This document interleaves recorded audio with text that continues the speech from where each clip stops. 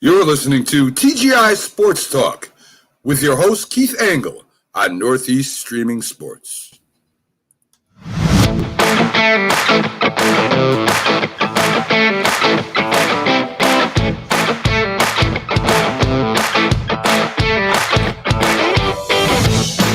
Good morning, everybody. Keith Angle for TGI Sports Talk. It's Sunday, the last day of January.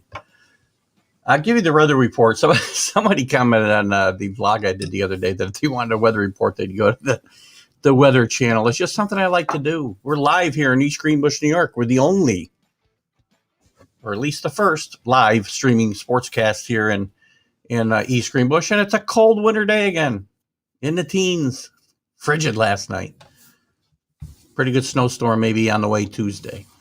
Anyway, that's your sport. That's your weather update for those that you want it, and some may not. But here we are. I want to, again, acknowledge, good morning, Dave Guyette. First one in the room. Dave's very consistent. Just send you a prize, Dave.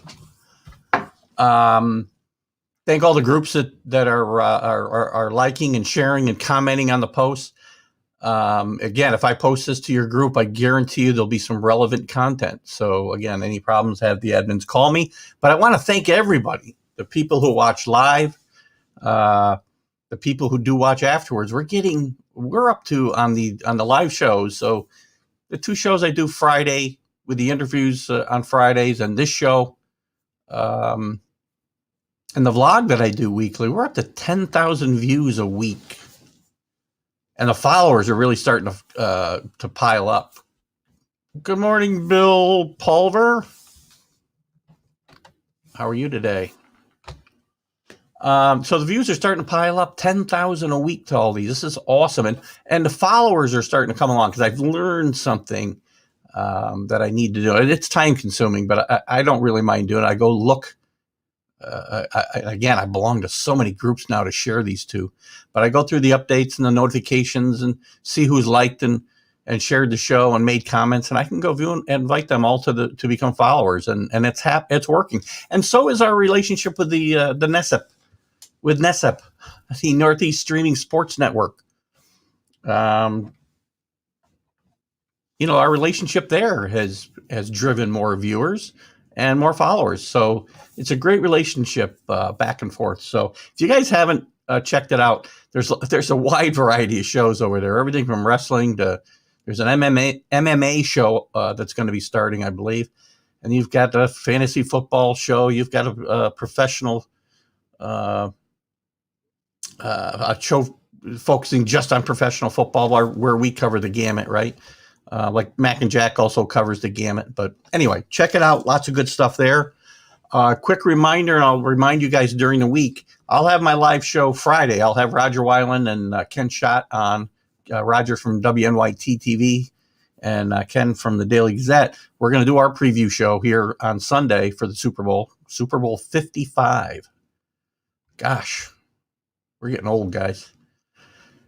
And Sunday, I will not do my show live, but I'll be on. So the Mac and Jack sports show that I guest on every Friday morning after my live show is going to do a 3-hour Super Bowl preview with coverage right from the Super Bowl from some of their reporters.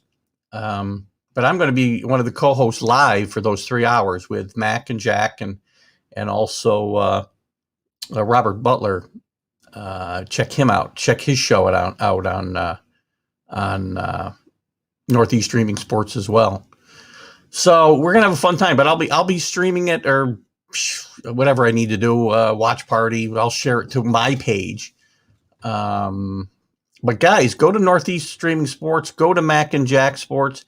I'll try to keep an eye on the comments. I've been testing this out this week, and if I share it or I do a watch party, I can't always see the comments unless I'm keeping my eye on that watch party, which might be difficult as I'm hosting the show. So don't be afraid to go to Mac Sports, and I'll put the links in the video that day. So if you have comments and you want to ask questions during the show, we'll do the best we can. There's a lot of stuff going on, boy.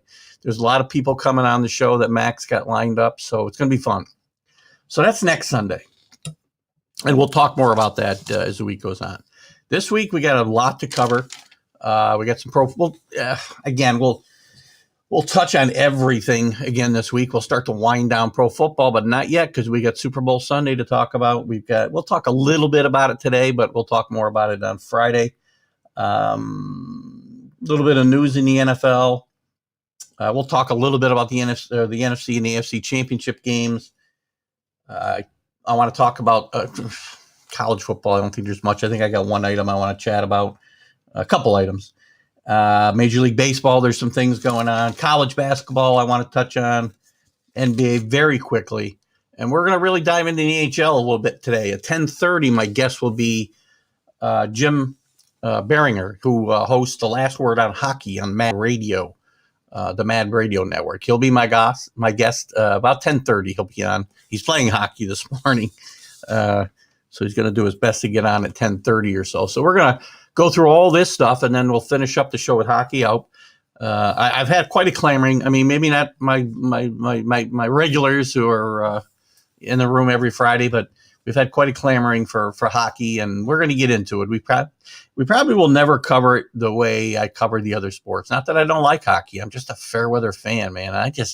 It's hard for me to pay as close attention when the Rangers aren't good, and the Rangers certainly are not good right now. So, but we're going to talk with Jim about that, and we'll have him and some other guests. There's some other hockey shows, by the way, on the Northeast Streaming Sports Network or NESA.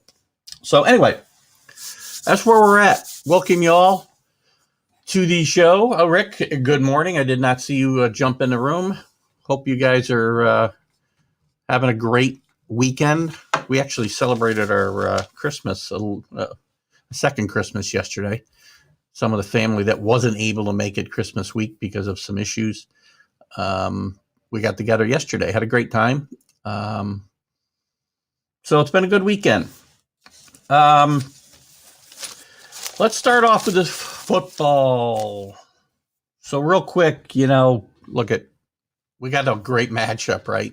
Next week, Chiefs and Bucks. I think the Chiefs are a 3-point favorite right now.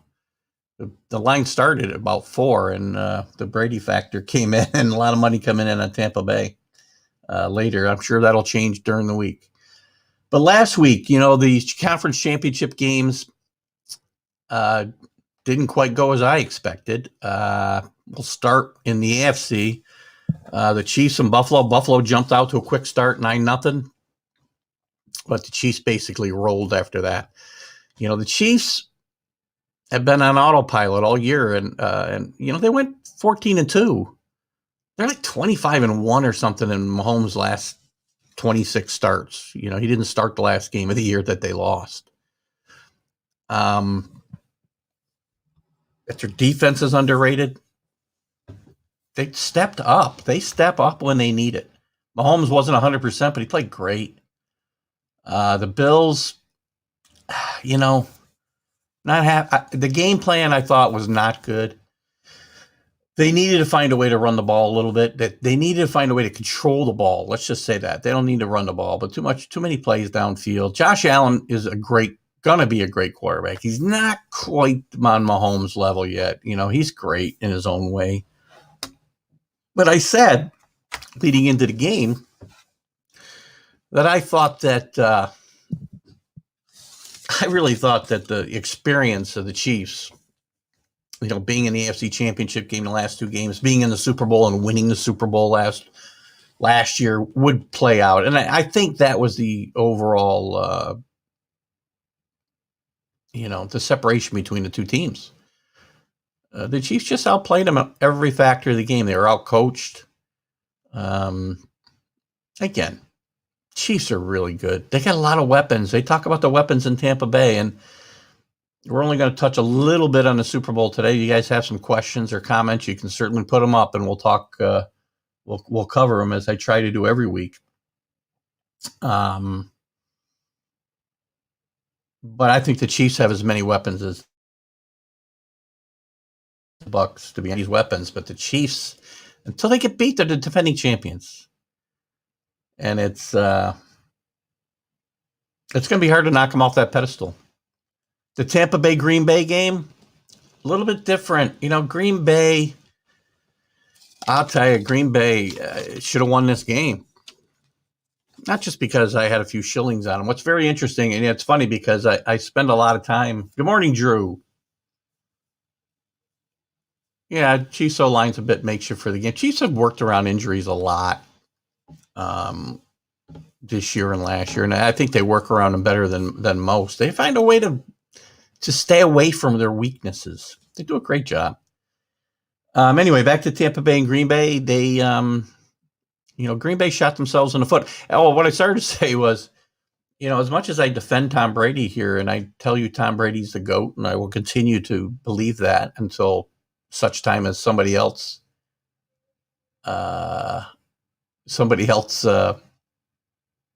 takes that mantle away. He's going for a 7th Super Bowl win, guys. It's remarkable. But I bet against him every step of the way, and I'm losing money. It's really ironic that I've spent all these years a Tom Brady Patriot fan, and now that he's in the playoffs with a different team. And it's not that I'm rooting against him. I'm really not. I want to see Tom win. But I'm having trouble convincing myself that that's the way I should be putting my wagers. It's killed me. Saints fell apart. The Packers last week. Oh, my gosh. They should have won that game. I really think they should have won that game. Bad decision-making. They put themselves in, so I've heard guys complain about the refs and, a lot of posts, obviously, that you always get about Brady gets all the calls. Well, Brady doesn't get all the calls. The NFL wanted Tom Brady to be their poster boy. They would not have had a witch hunt against him for 2 years and suspended him. But that's a different story. In this game, they let him play for most of the game. I mean, they were, but you can't grab a guy's shirt. Well, let's back up a second.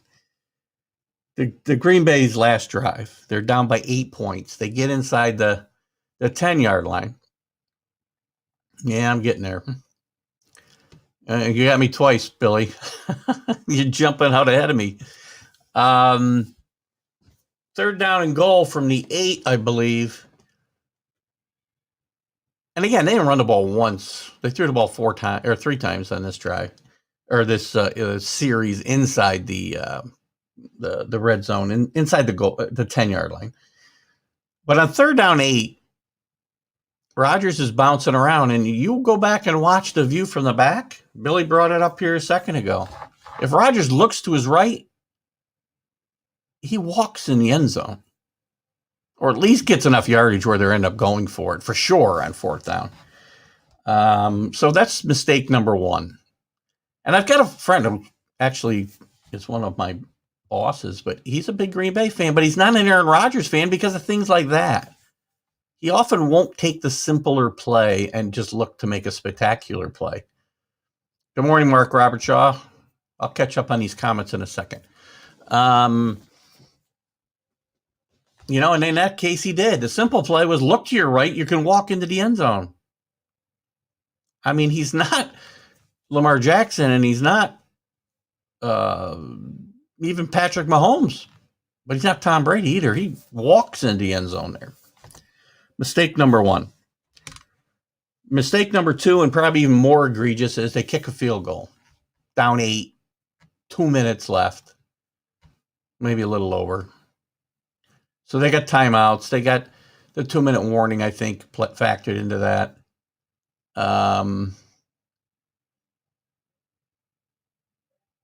Yeah, Drew talks about always forcing it to Adams no matter what. Right. I mean, I wasn't happy with the play calling on the Green Bay side at all. But to go for a field goal with down 8 inside 2 minutes, and Tom Brady, regardless of who it is, to be honest with you, if you've got a decent offensive football team, you can't give the ball back to him. For a couple first downs, the game's over. And much less the greatest quarterback of all time. So you can't put the game in the hands of your defense when your best player is your quarterback. Best player is the quarterback. You've got to go for it on 4th down there. I don't care. If you don't make it, you don't make it. So what? You're still going to get kick the ball. Or you're still going to give the ball back to Tampa Bay, and they're going to have it at the inside the 5-yard line, inside the 8-yard line, wherever they end up.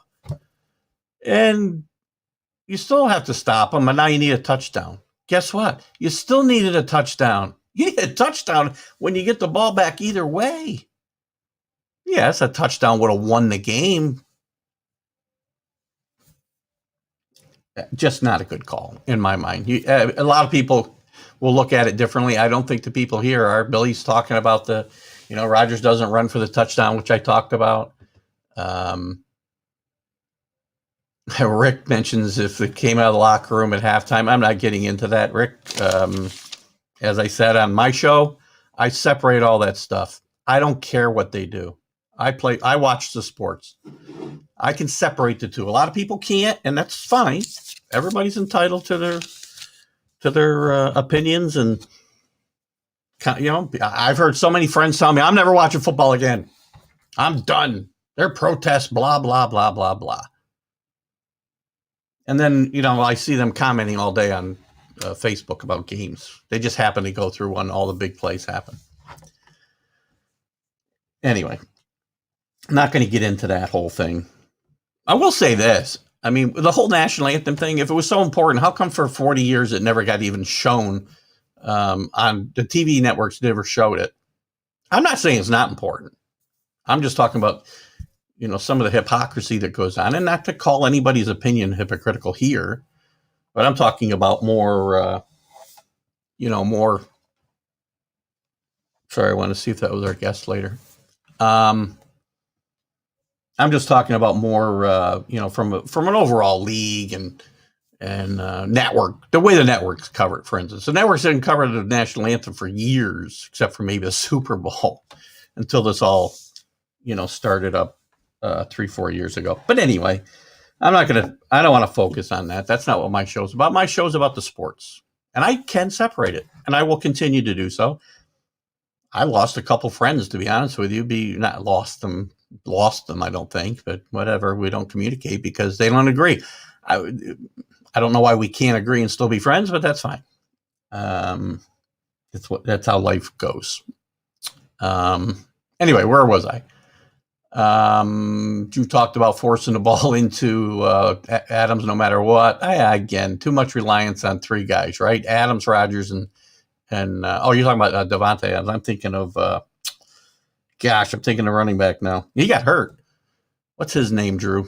That hurt Green Bay too, by the way. Getting banged up early also hurt me. Billy wants to give Tampa Bay credit for clock management, the first down, the end of the game. I agree. They did a great job. Green Bay fans were up in arms about the pass interference or defensive holding call, whichever was the final analysis there. I don't remember which it ended up being. It doesn't matter. It ended up being a first down. But, whether Aaron Jones, thank you. I always do that. I got Adams in my mind about Aaron Jones. Yeah, so the too much reliance, definitely for Rodgers, too much reliance on Davante Adams. Anyway, where was I? Lost my train of thought. The call at the end of the game, guys. You know what? Yeah, they let him play back and forth. They gave him plenty of leverage all day long, and let calls go, pushing back and forth, and it was on both sides. Green Bay fans think it was all on Tampa Bay. I watched the game. Guys, watch the whole game. Don't just watch the game and pay attention to the things that happen against your team. Pay attention to the whole game.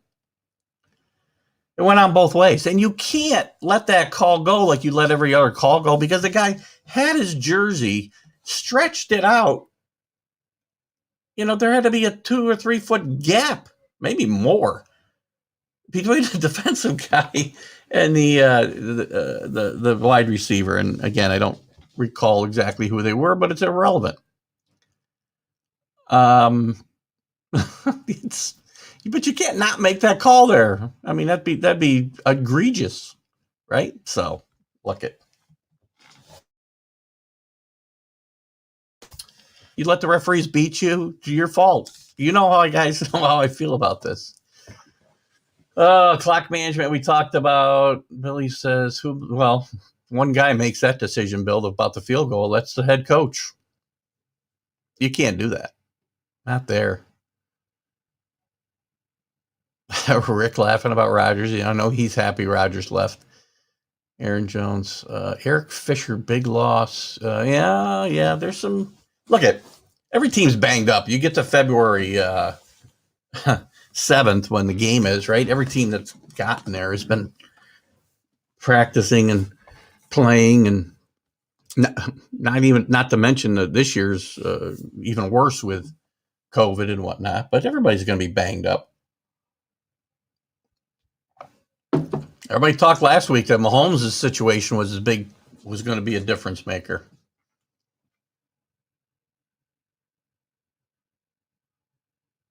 God, Rick, look at the replay. Look at the replay, how far that jersey was pulled backwards. What's 2 feet? That? Guarantee it was pulled that far.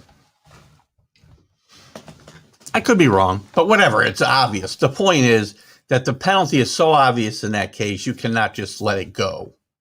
Can't do it. Can't do it. And again, look at we haven't had this show that long. Some of you that watch me now, think that I'm might be a Brady booster or a Patriot booster, and I always make whatever. I have bashed the Patriots and Tom Brady for lots of things. I feel like I'm pretty.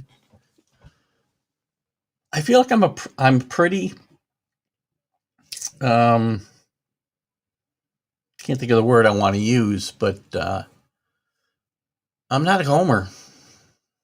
Yeah, I'll tell you if I think the Patriots got away with something. It was a Haynes jersey. He should use one of those ones that are like, non-stretch. Is COVID the reason for a week delay in a Super Bowl? No, there's 2 weeks normally between the Super Bowl all the time. I believe it was scheduled. Yeah, if I'm not mistaken, I believe it was scheduled for the 7th all along. It's possible the start of the season was delayed a week, but I don't think it was. So anyway, there's always 2 weeks between the Super Bowl. By the way, last week, guys, no COVID situations in any of the games for the players or any fans that I'm aware of. So that's a good thing. So anyway, you end up with Tampa Bay and Kansas City. Some great storylines, right? 2 really high-powered offenses. A quarterback who has set the standard to be chased forever. As far as you can, whether Tom Brady's a GOAT is subjective, I guess. If you count winners, how you can't say he's not, especially if he wins Sunday.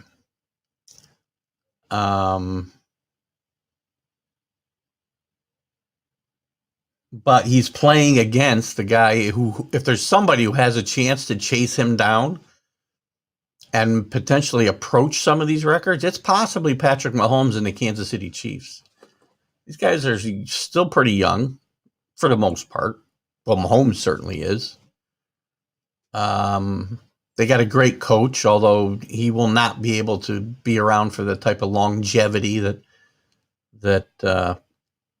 Patrick Mahomes will need probably to chase down Tom Brady. I'm not really sure how old Andy Reid is, but he's not a spring chicken, and I don't see him coaching 10 more years or 15 more years or whatever it's going to take. But he will win a bunch of Super Bowls unless something, life gets in the way, fate gets in the way, destiny gets in the way, injuries, free agency changes things. But if there's a team that's set up to maybe give the Patriots dynasty a run, the Kansas City Chiefs are it. So we'll see. Lots to talk about. It tied into the championship games, and I have to tell you, I'm not a huge Aaron Rodgers fan myself. He's a great player. Aaron Rodgers can do things on the football field that I never saw done before Patrick Mahomes came along. As great as Tom Brady is, he can't do some of the things Rodgers has done. But now Rodgers is What has he lost? 4 NFC championship games. He's won 1 Super Bowl. But more to the point is the comments he makes after the game about, they got asked about the future and whatnot, and he comments that, who knows, a lot of people's future are up in the air in his team. Well, he's got a contract. Is he going to force a trade? Aaron Rodgers whining about them drafting a quarterback last year, not giving me enough weapons. Well, you know what? Maybe you give up some of your money. Listen, one of the reasons, again, the Patriots were successful for as long as they were is Tom Brady deferred lots of money. Took less money. Tom Brady was never, until the last few years, among the top paid quarterbacks in the game. Because and I'm not saying he wouldn't get his money eventually, but he'd take less so they could bring in better players to surround him with. And as he got paid more money the last couple of years, you could see how the talent pool would dry up. Well, if Aaron Rodgers wants better weapons, then take less money. There's a perfect solution, Aaron. More big words. What's Mark got here? I used to tell Mark when he was at ump for our games, you were consistent, called the high strikes and teams. But yeah, right, okay, I get it. Talk about the referees. Andy's only 62, Mark says. Well, that's young today, but Belichick's, certainly 10, I think he's going to be 10 years older than that this year, or close to it. But you remember something. Bill Belichick started that run when he was 50. So Andy Reid really started his run when he was 60. With the Chiefs, I mean. So, I don't know. I'm not saying he could stay around. Andy Reid's a lifer. I mean, I don't see, they probably have to peel him off the sideline as long as his health stays okay. But again, if Reid stays and Mahomes stays, and that team's going to be competitive, and they're one team that I could see approaching some of the heights that were reached by a certain team in the last 20 years. Back to Rodgers, I'm not a fan of him whining about the fact that the team won't bring in the weapons he needs. He's part of the problem, There's a salary cap in the NFL. Don't take so much money. You can help your team. Rick wants him to retire. He's a big whiner. I keep forgetting to share you guys' posts. We'll start here. Retire, you big whiner. Aaron Rodgers is a great player, but Aaron Rodgers sometimes is his own worst enemy. Maybe you'll go to Jeopardy and become the permanent host, Rick, and you'll have to see him. Well, unless you don't watch Jeopardy. I guess you wouldn't have to see him every night. I guess I would turn you off if you are a Jeopardy fan. You probably would stop watching if Aaron Rodgers somehow got the job. All right, a couple other notes in the NFL, guys. I want to keep moving along because at 10:30, again, we do have Jim Biringer coming on from The Last Word in Hockey. We're going to get up to date on what's going on with the hockey season. Lots of changes there, by the way, with the scheduling and whatnot because of all the teams in Canada and change divisions around. And I want to kind of get caught up a little bit, and, we'll talk about some other stuff. A couple other things. Since we're talking about it, Petin, Mike, again, I probably say his name wrong, whatever. Mike Petin fired as defensive coordinator for Green Bay after that game last week. Probably rightfully so. I'll get to the Goff situation here in a second, Drew. Again, horrible call, horrible defense. Brilliant play call by Tampa Bay at the end of the first half. Big play in that game. And much like the Jets at the end of a game against the Raiders, you can't let guys get behind you in that situation. You can't have one-on-one coverage. So anyway, that one play probably got him fired. Just to touch on a couple of things, Tom Brady's dad, I think, needs to be drug tested, just my opinion. He seems to think Bill Belichick is on a hot seat. Tom needs his dad to step away and be quiet for a while. He's done these things for years. And, now that it is his, his prediction that Tom wouldn't end his career as a Patriot. He's emboldened. Now he knows everything that's going on in Patriot land, apparently. No, Bill Belichick is not on a hot seat. You pay attention, Tom Sr.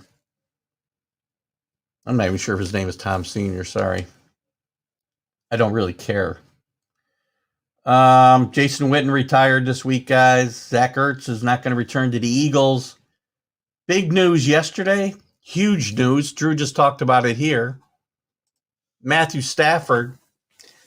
This is an interesting trade. Partly I like it, partly I hate it. Matthew Stafford traded to the Rams for Goff, a 2021 third, a first-round pick, and actually the first one I wrote down was in 23, Drew. You got 22 and 23. The first one I wrote down was in 23, but that I could be wrong. Regardless, it's a lot to give up for Matthew Stafford, number one,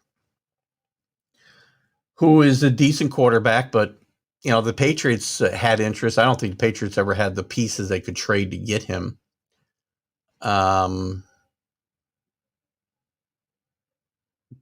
this trade, I'm confused from both sides. I get Detroit a guess. I mean, Goff may not stay there. Who knows? They may move him again. But Detroit obviously knows they've got a few years of rebuilding ahead of them with their new coach, Dan Campbell. The draft picks will certainly played into this a lot. They do get a starting quarterback to replace Stafford if they believe in Goff. I've always been kind of up and down on Goff. I don't think he can, he's not a guy who's going to take a team on his back and carry him anywhere. It's just,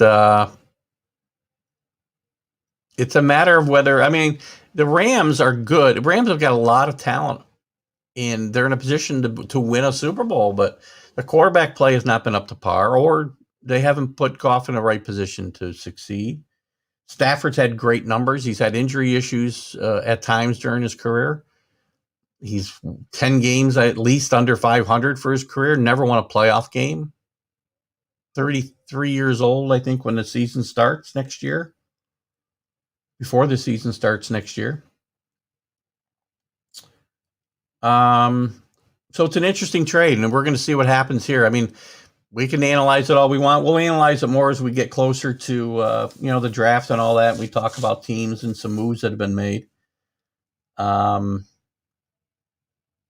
But I think it's interesting. It's an interesting move. We're going to see what happens. If you guys have some opinions, put them up. But I'm a little mystified, to be honest with you, that the Rams would give this much up for Matthew Stafford. I don't think any other team would have given up this much for Matthew Stafford. He's 32, but I think he'll be 33. I think he'll be 33 at some point during the season next year, Drew. You can look up his birthday. I'm not positive.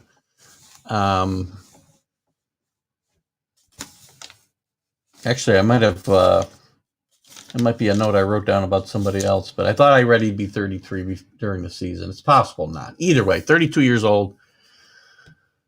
He's got a very friendly contract. He's only signed through 2022, I think. So they got 2 seasons contract-wise. So it's going to be interesting. It's an interesting development and warrants watching. I'm interested to see if Goff stays in Detroit or they move him again. You got the whole Deshaun Watson thing, officially demanded a trade. The team says they will not trade him. The new coach, Tully, took the job with the assumption that Watson would be the quarterback. That's what management told him. I'm not a big fan of these guys. Again, he's getting paid a lot of money. Go to work, do your job. I understand he wants more. Okay. Again, same thing as with,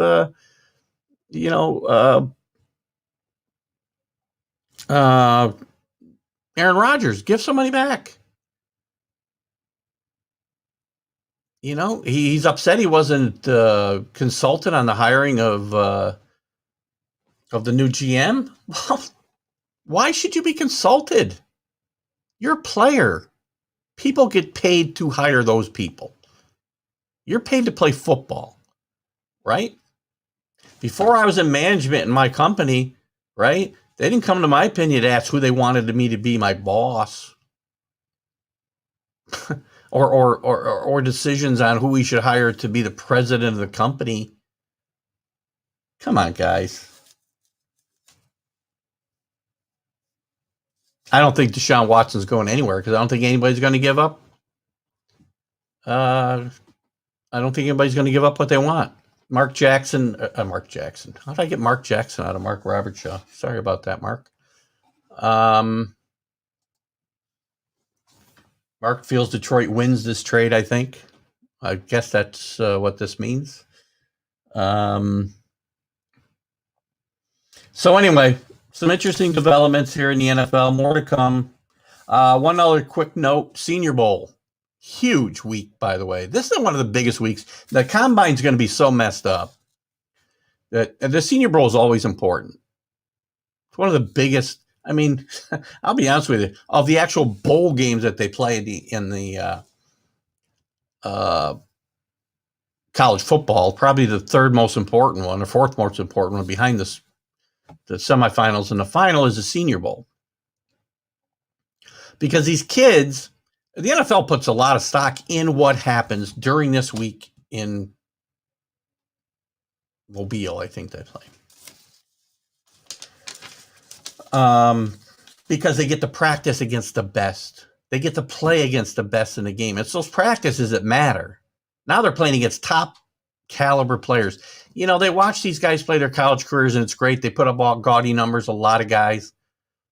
But there's a lot of really good players that you wouldn't even think about that boost their stock in during that week of the Senior Bowl. A couple guys I read about this week that really improved their stock was Kellen Mound from Texas A&M, quarterback. A lot of teams came away very impressed with his week of practice, and I believe he played very well in the game. Sam Ehlinger from Texas improved his slot a little bit. So did the North Carolina running back Baxter. So these are some of the guys that have, again, some guys go there and improve their stock and make a lot of money by,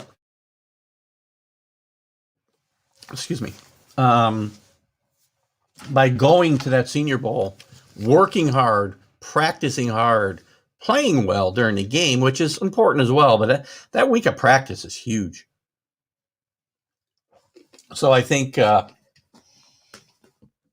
was a big week for a lot of those guys. And while we're talking about college, the only other note I wanted to make here besides college, the Senior Bowl, was that Josh Heupel was hired at Tennessee. He was coach of UCF the last few years, Central Florida. Replaced Scott Frost there, and did a good job. Although some people feel the program has been sliding backwards from their high points. No, Mac Jones did not improve his slot. And again, I've said all along, I don't think Mac Jones is going to be a high caliber player in the NFL. I just don't. He feels like a guy who benefited from the tremendous weapons around him. You know how I feel about Devontae Smith. You know how I feel about Waddle.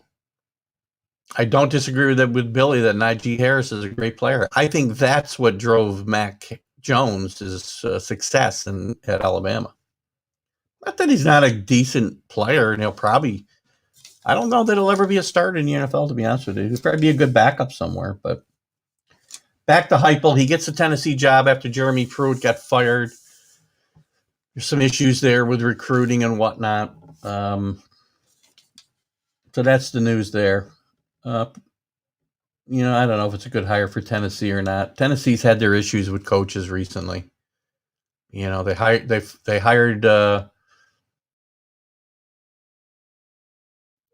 had, as it turns out, he didn't do such a bad job after the years they've had the last few years. After they fired him, it was a mess. They hired Greg Schiano, and then they fired him, or didn't fire him, but they didn't go through with the hiring because the fan base was up in arms. Fan base in Tennessee thinks they got a program like Alabama, and they don't. They could, but they don't.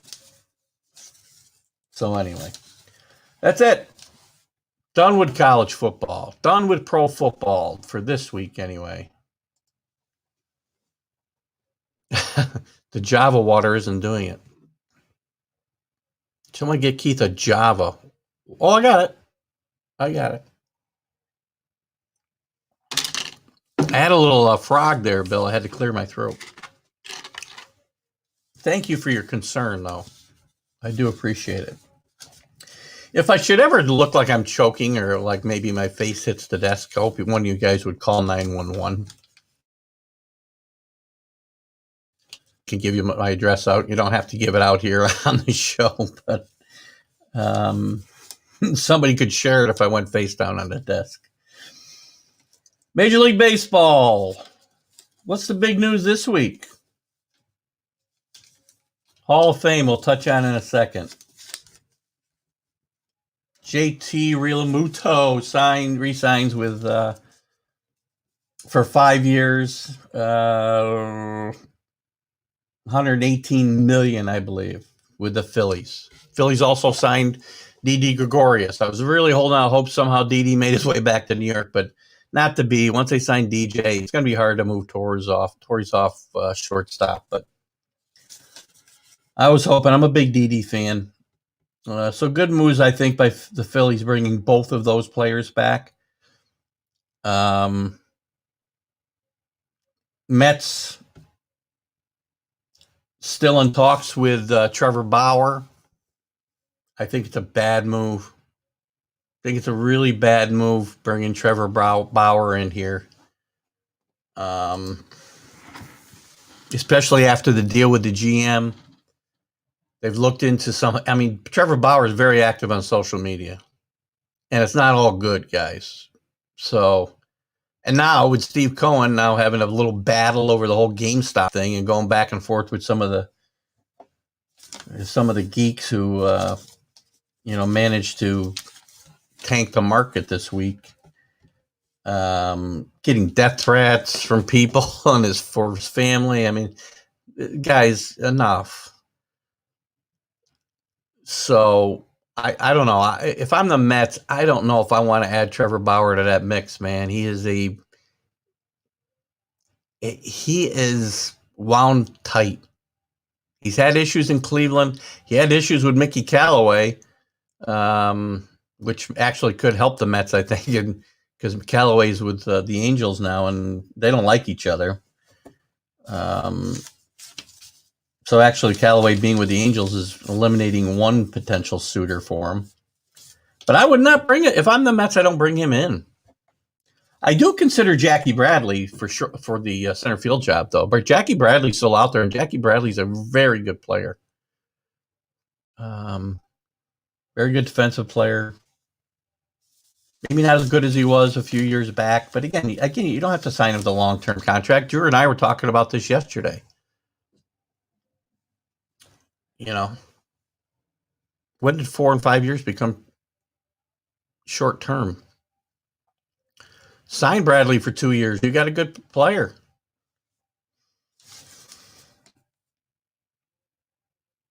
They also traded Steven Matz to Toronto, giving up. I don't know. I haven't looked that heavily at the prospects that they got back, but I guess it was time for a change of scenery for Matz. It never worked out. He was a top prospect, and great things were expected of Steven Matz. And it's a shame it didn't work out, but he's off to Toronto.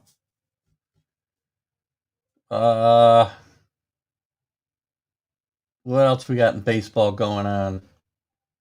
Oh, big trade at Colorado and I don't even know all the particulars of this trade. Who's going back to Colorado? I tried to look this up this morning and I wasn't getting. Yeah, you know what? They didn't have to put up any money. I wish I was a geek too, but they cost me money this week. That's my problem. So anyway, that's how the market works.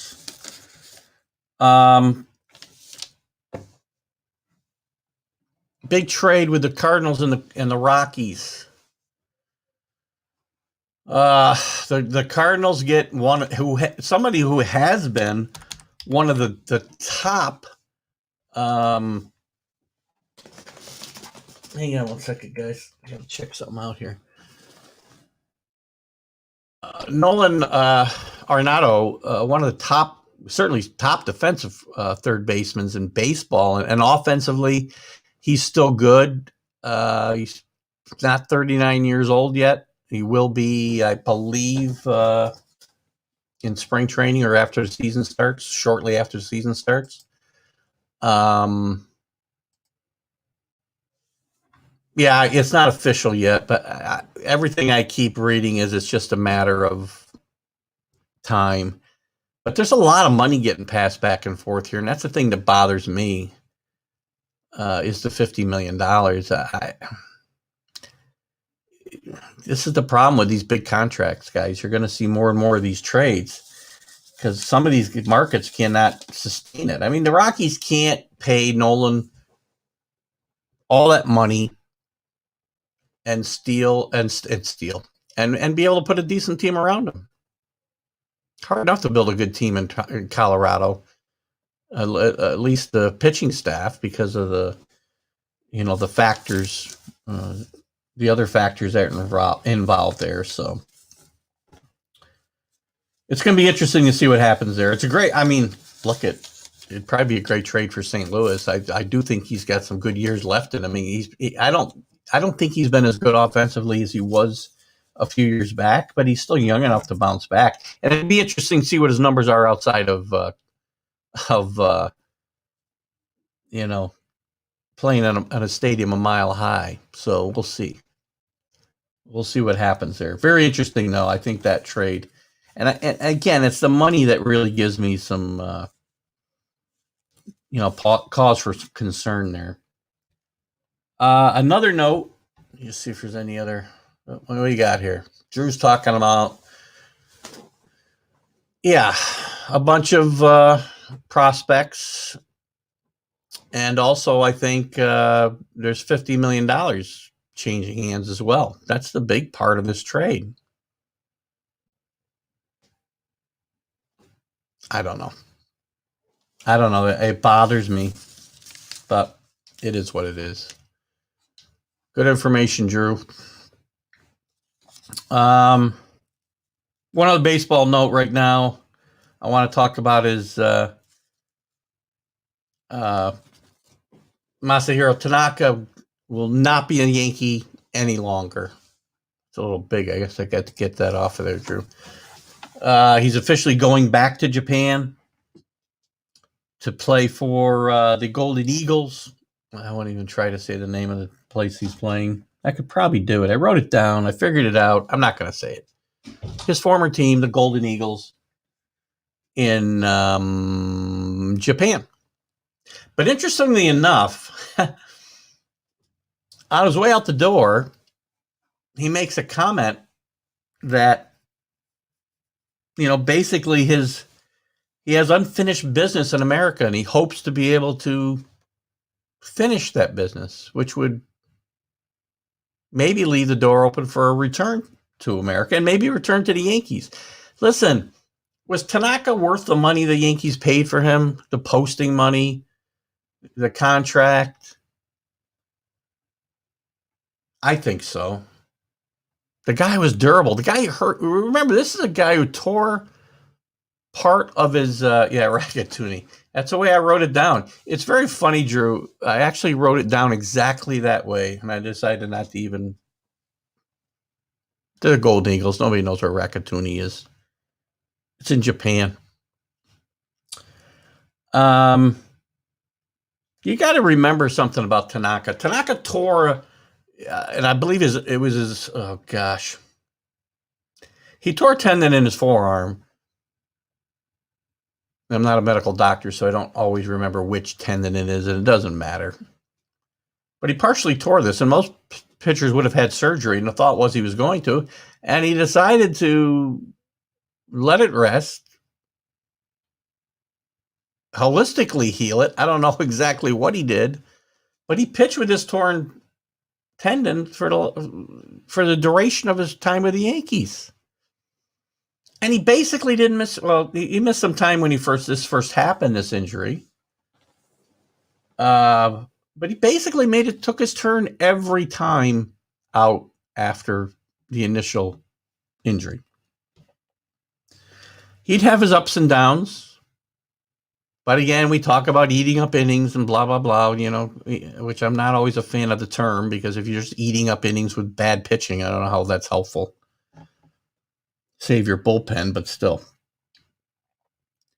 But he did eat up innings, and he did it well for the most part. He'd have days where his sinker didn't work, and he'd get hammered. But I'll tell you what, until this year, he was lights out in the playoffs. Those big lights, the big stage was on, the lights lit it up, and Tanaka stepped up.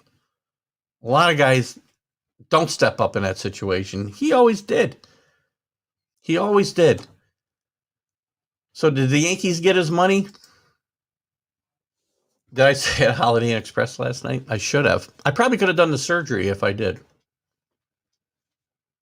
If I'd stayed I could have done surgery and probably saved his career. And maybe he'd be, not going to the Hall of Fame. Indigestion if you eat up innings with bad pitching. I agree there, Drew. It's one of the terms I always hated in baseball. Innings eater. Innings eater? What? If the guy's giving up 5 runs every 9 innings, that's his ERA. Well, what do I need that guy eating up innings for? But Tanaka did it in the right way. And Tanaka was a gamer.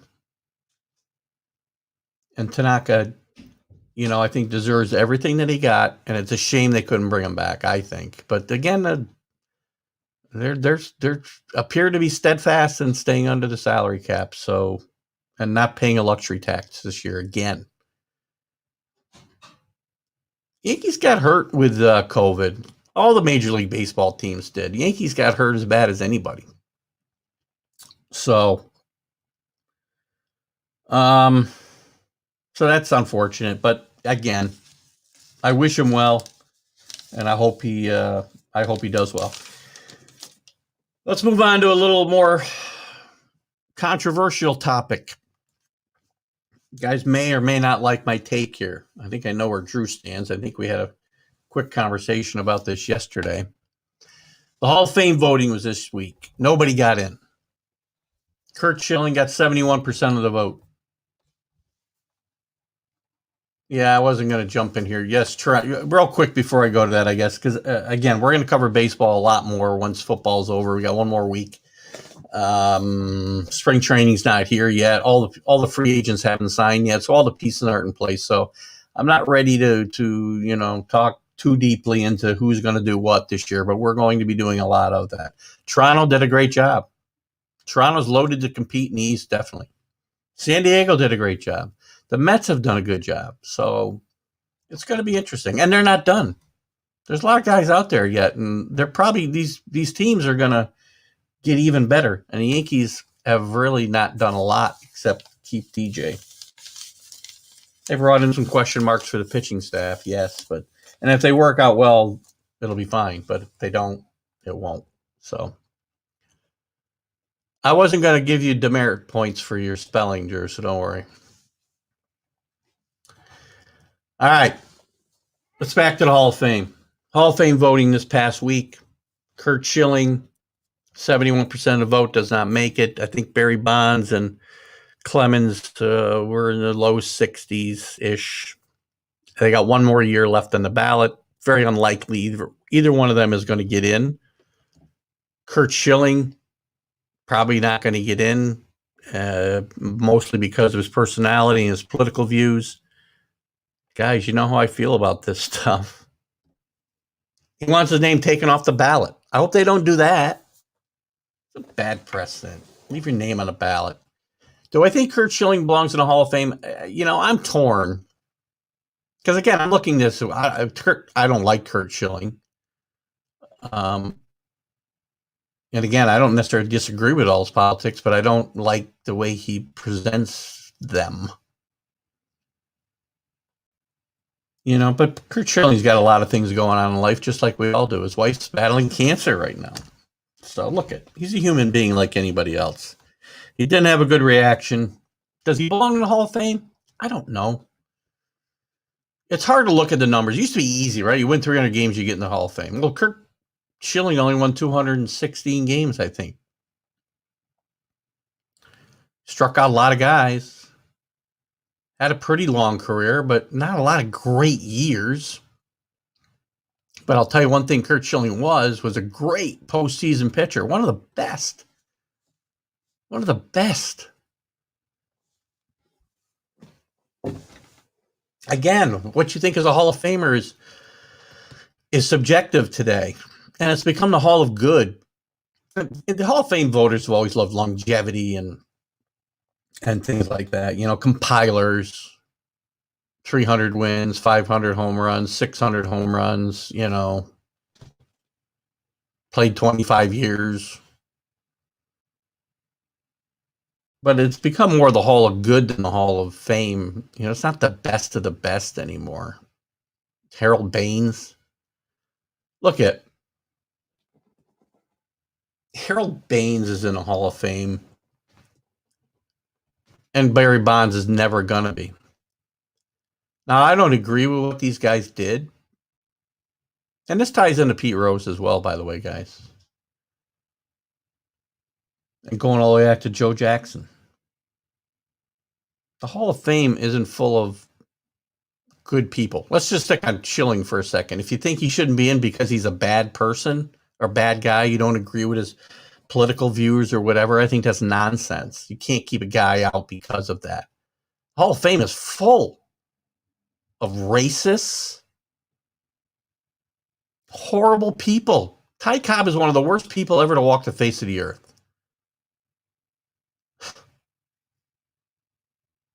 He's in the Hall of Fame, as he should be.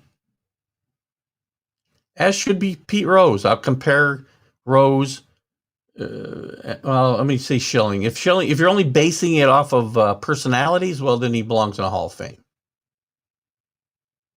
If you got some beef with his record or whatnot, well, fine. But I guarantee you the people that have voted against Curt Schilling have basically done it because of his political views, and that's just wrong.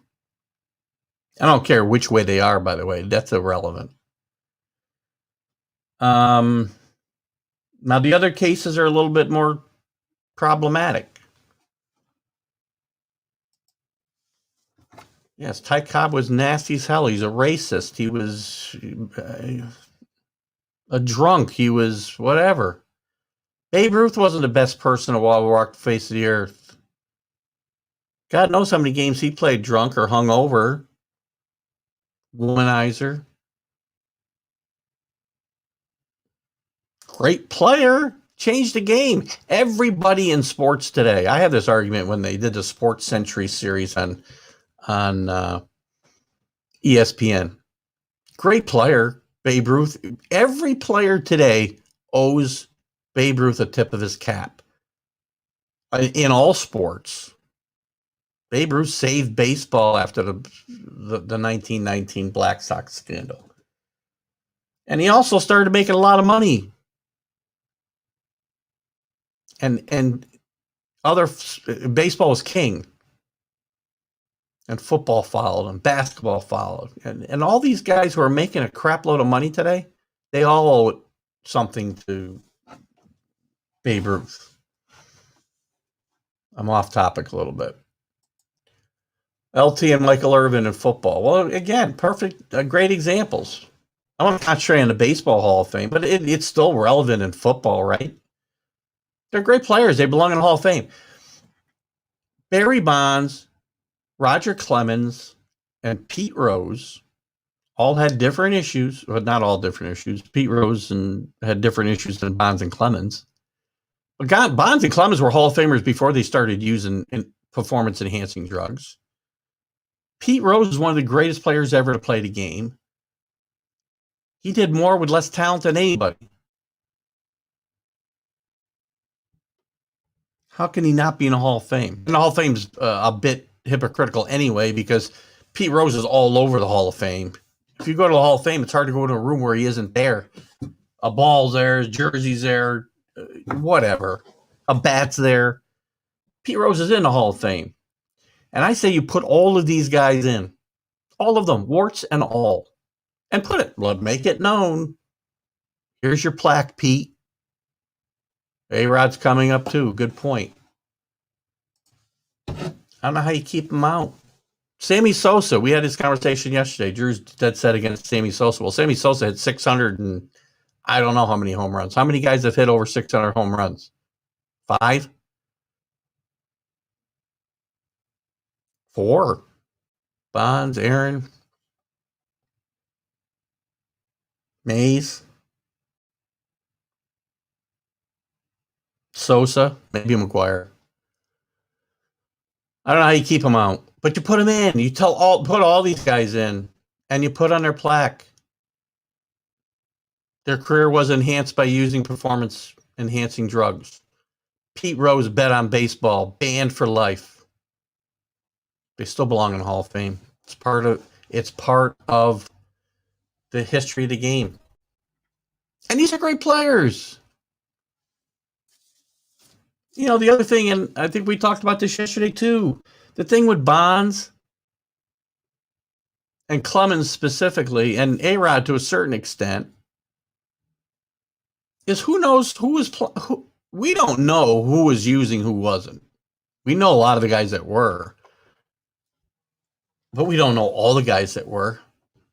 I don't know how many guys they competed up against each night that were on the mound that were also using performance-enhancing drugs, but it didn't enhance their performance enough. in Bonds' case, and vice versa for Clemens. How many hitters while he was? Well, 8 players had more than Sosa's 609. Well, that's 8 players in the history of baseball. 9 players in the history of baseball have 600 home runs. How many of those aren't in the Hall of Fame? Well, not counting A-Rod, and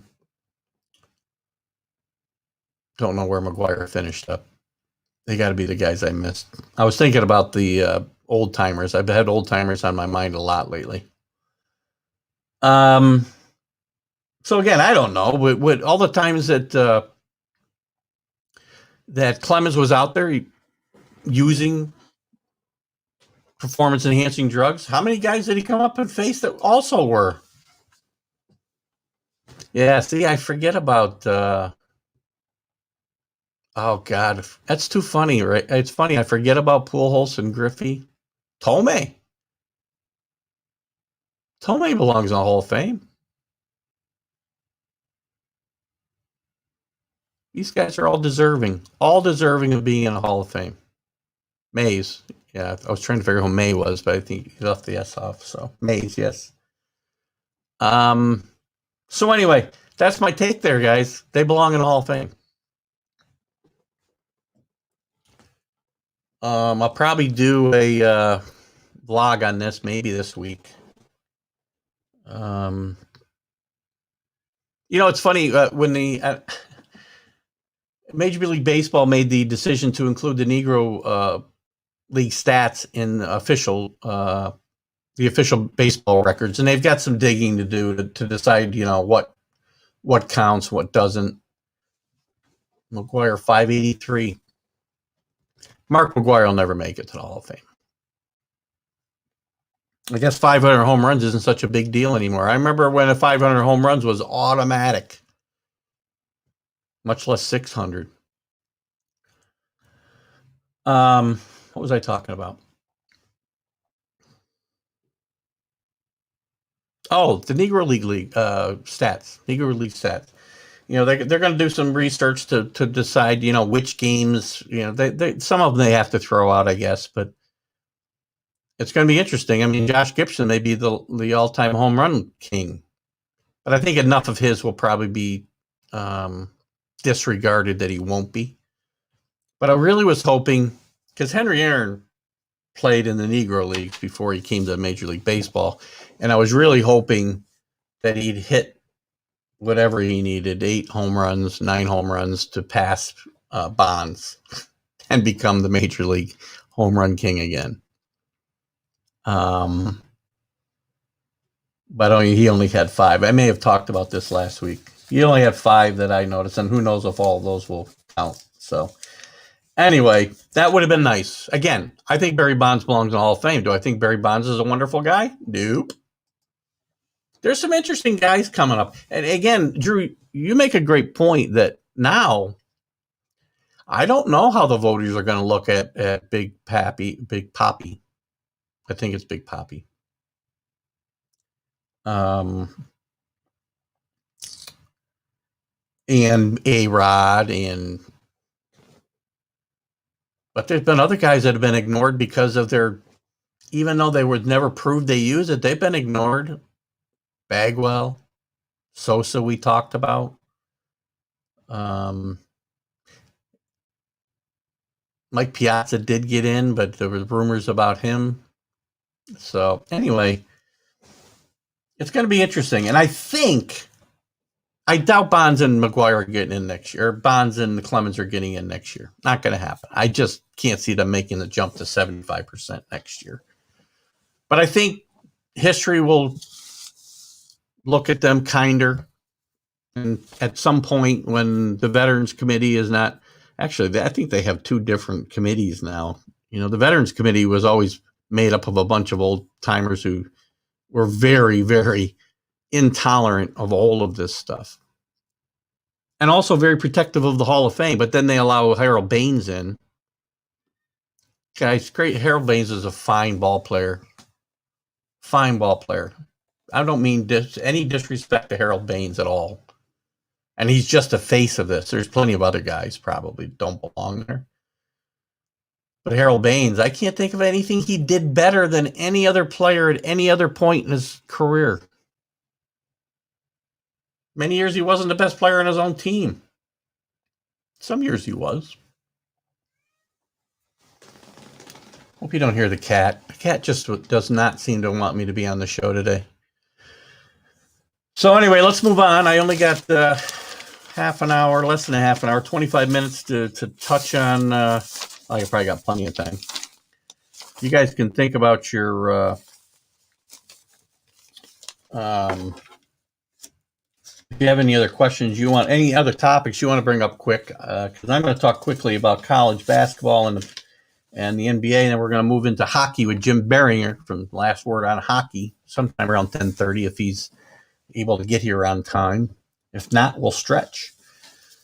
The NCAA. What's going on with the NCAA? I had a vlog the other day, which I'll touch on a little bit, but the COVID continues to play havoc with the college schedule. Games being rescheduled right and left, or canceled. Michigan went on a 2-week shutdown. UConn just went on a 2-week shutdown. So it's playing havoc. And it's gonna be interesting come selection time. How did I get that up there? Oh, difference between Bonds, Clemens, and A-Rod vehemently denied it. Whatever.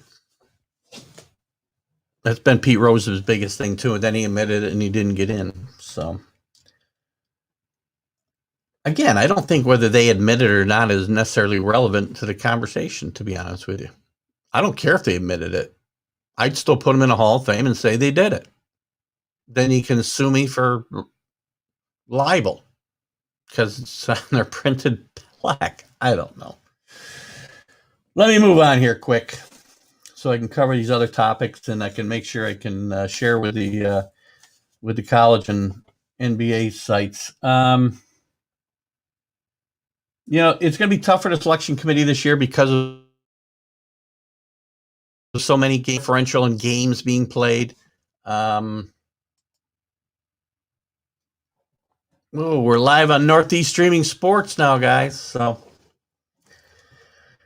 uh, some of the points I wanted to bring up. I think, it's going to be interesting. That there's teams. This whole season has been such a weird aberration. That teams like Duke and North Carolina and Kentucky are not in the top 25. For the first time since I can remember, none of those teams are in the top 25. All of them are in danger of not making the tournament. Last bracketology thing I saw, Carolina was in. I don't think Duke or Kentucky was. I mean, you've got teams like Indiana, the three that I just mentioned. Rutgers, who was really good last year, Providence, Seton Hall, Pittsburgh, Syracuse, big here in the Northeast, obviously.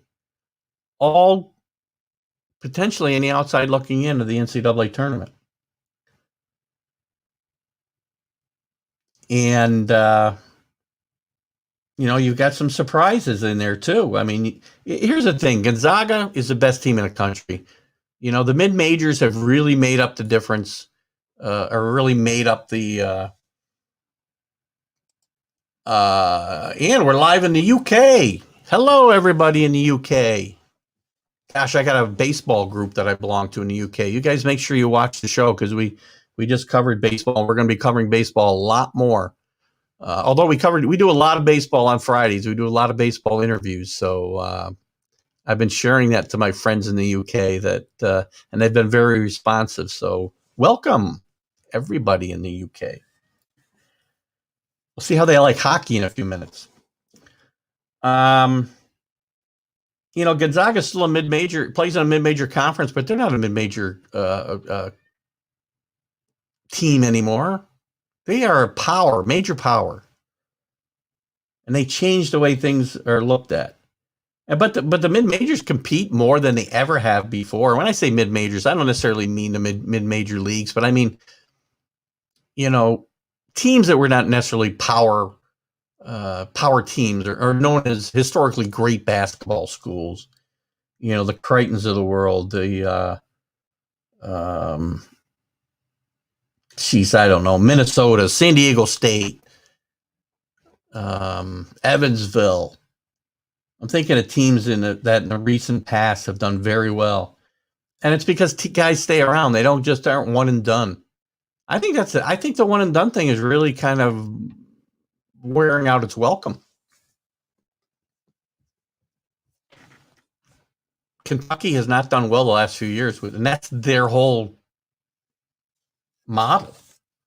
Duke moved to that model. Carolina moved towards that model. Look where those schools are. Been a resurgence in some programs this year. UCLA, Texas, Michigan. We'll see how they come out, but they made a big jump in the polls last week as well. Houston, Tennessee, Louisville, all resurgent this year. I think that's good for basketball. Here's what I think is a problem, and I did a vlog on it the other day, so watch it. So I'll touch on it quickly. The NCAA tournament, very rigid in what the rules are going to be, the protocols are going to be. All the games are going to be played in Indiana. 5 different sites. You can only bring 34 people in your traveling party. Everybody's got to test 7 consecutive days negative to be able to go to Indiana. You got to travel by bus if you're within 350 miles. And you got to bring 3 buses for 34 people to be compliant in social distancing. I think there's only 31 at-large bids this year. Normally it's 32, I think. The Ivy League's not playing, so they don't have an automatic bid. But as we get closer to the college tournaments, my concern is, and I love the conference tournaments. I love them. It's a great week and a half of basketball leading up to the NCAA tournament, March Madness. But this year, with the protocols that the NCAA has in place, the more you move these guys around, I think the bigger problems you're going to run into or potentially run into, and teams not allowed to go. And I'm afraid that teams that feel like they're a lock for the NCAA tournament are going to opt out of their conference tournaments, which is not good. Let's just say, for instance, Gonzaga and Baylor, the top two teams in the country, decided not to play in their respective conference tournaments. Well, two at-large teams just lost an opportunity. So with that in mind, and again, knowing I love the conference tournament so much, I still think this year, the NCAA needs to step in quickly. And I'm only going to talk about this for a few minutes because I've got a whole vlog I did yesterday. Watch it. It's 14 minutes long. I think this year the NCAA needs to step in quickly and mandate that the conference, the season, regular season champions are the ones who get the automatic bids. Because if you don't, and at least go ahead with their conference tournaments if they want, they got to be compliant. The NCAA, I read you a couple of things. They've got a manifest of things that people have to comply with. So I really, really believe that they need to step up and say, look, at regular season champions, go to the tournament this year. Conference tournaments, have them if you want them. Be safe. But this is what we need to do because we can't take the chance out of, I don't know. Who knows how many teams? It will be a snowball effect probably if a couple of teams say, I'm not going. We're going to stay safe for the NCAA tournament. We know we're in. It's going to take away potential at-large bids for other schools. So, I think you got to be safe, and you got to be smart. I think the NCAA needs to step up here before the conferences start doing their own things. I'm not saying you have to cancel the tournaments necessarily. It might be better to ensure the NCAA tournament happens. I don't think the NCAA wants a second year with no tournament. It would be devastating to the sport. A lot of money, TV money, gone by the wayside. So, just a couple of things to think about there. The local schools, meaning the schools that I'll be chatting about. I'll be doing continuing my guest shots on Mac and Jack on Fridays, and with football over, we're going to concentrate more on the Knicks. We're going to concentrate more on college basketball as a whole on that show, and we're going to talk about it more here as well. There'll be some emphasis maybe on the local schools. Locally right now, St. John's is starting to get it together a little bit, but they struggled early in the year. I thought they were going to be really good this year under Mike Anderson in his second year. It hasn't happened. Rutgers, after a really good year last year, has struggled out of the gate in the Big Ten, but they've started to right the ship a little bit. Seton Hall, again, was supposed to be a player in the Big East, and they're struggled. St. John's and Seton Hall are both kind of in the middle of the pack in the Big East. Iona, interesting story. Rick Pitino just came off a bout of COVID, but I think Rick Pitino, again, that's going to be a big story once college basketball gets something back to some kind of norm. Butch Lee, who I'm going to have on hopefully in March during the tournament, great player at Marquette under Al McGuire, the year, especially the year they won the NCAA tournament in 1977. His son plays for actually St. Peter's. So I was hoping that we'd get to see him play Siena this year, but I don't think that's going to happen because of the fan situation. But Iona, St. Peter's, Siena's playing really good basketball in the MAC. Again, mid-major, not going to get two bids. Siena's got a really good shot at getting to the tournament. So, we're happy here in this part of the country. But there's some fans, blue blood fans here, and some of you guys speak up when I post this to your groups about the struggles of Kentucky, of North Carolina, of Duke, and some others, Syracuse. These programs that are historically year in and year out very good. I think a lot of it is, I mean, it could be a COVID situation. I think the one and done situation has affected these schools. I think the realignment, the Big East going away. The Big East is not what it was when Syracuse was there and when Georgetown was there. UConn came back now, but some great rivalries are lost. The ACC is a bloated mess in my mind. I think they need to consider, potentially realigning again and getting back to some semblance of where they were 10 years ago. But I think the same about college football too. So take it for what it's worth. Let's jump to the NBA quick. We got 10 minutes before Jim comes in, and we'll talk a little bit if we need to before he comes in. But hopefully he'll be on time. As I said, he's playing hockey. Jim Biringer from The Last Word on Hockey.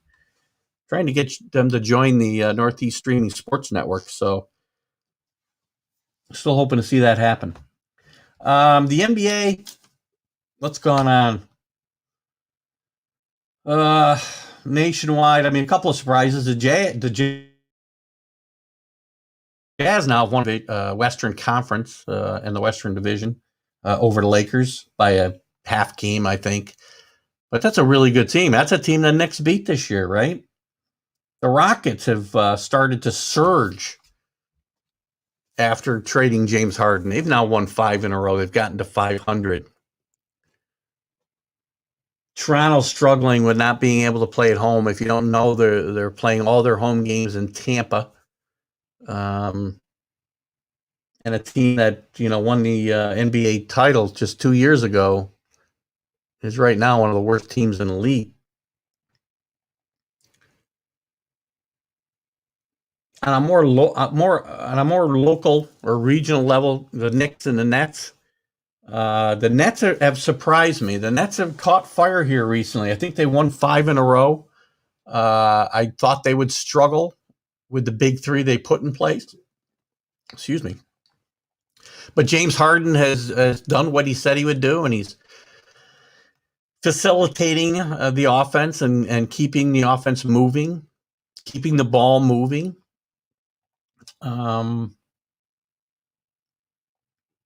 Kyrie's come back and contributed, and again, not caused any problems yet. You know my feelings on Kyrie. And again, not to disparage any of the flat earthers out there, but I have trouble putting the faith of my team in a guy who believes the earth is flat. But you got a great player in Kevin Durant. Harden's a great player. Irving's a great player. The problem is you got one basketball, and they all, in their points in their career, have dominated the ball. So how they play off the ball is going to be very important to their success going forward. Right now it's working. They also got a coach, by the way, that was handpicked basically by the players and has no experience. We didn't talk about that in Steve Nash. So he's got a challenge in keeping these guys interested in and sharing the ball and putting together some kind of cohesive game plan where it's just 3 guys looking for isolation and holding the ball Carmelo Anthony style. Won't work. And you got to play some defense. So, and James Harden's certainly not known for his defense. So anyway, they're surprising me now. We'll see what happens in the long run here. I said all along, this team is a tremendous experience. It's either going to be very, very wildly successful and they'll win the East and potentially win it all, or it'll just implode and go up in flames. I don't root against them. I'm a Knicks fan, but I don't root against them. I mean, good teams in New York are a good thing. The Knicks have continued their up and down ways. I mean, they had tough. As I said, they won 5 in a row after I touted them. They lost 3 in a row, and then they beat Boston, and they went on the road for 4 games and got off to a good start against Golden State last week, but then lost the last 3, and the last 2 were really ugly. And in fact, against Utah, they kind of they kind of quit for the first time all year. The thing that Thibodeau has brought to that team is a desire to compete, play hard, and that they kind of gave up in the Utah game, second half of the Utah game, and hopefully that was just an aberration and is not going to continue. So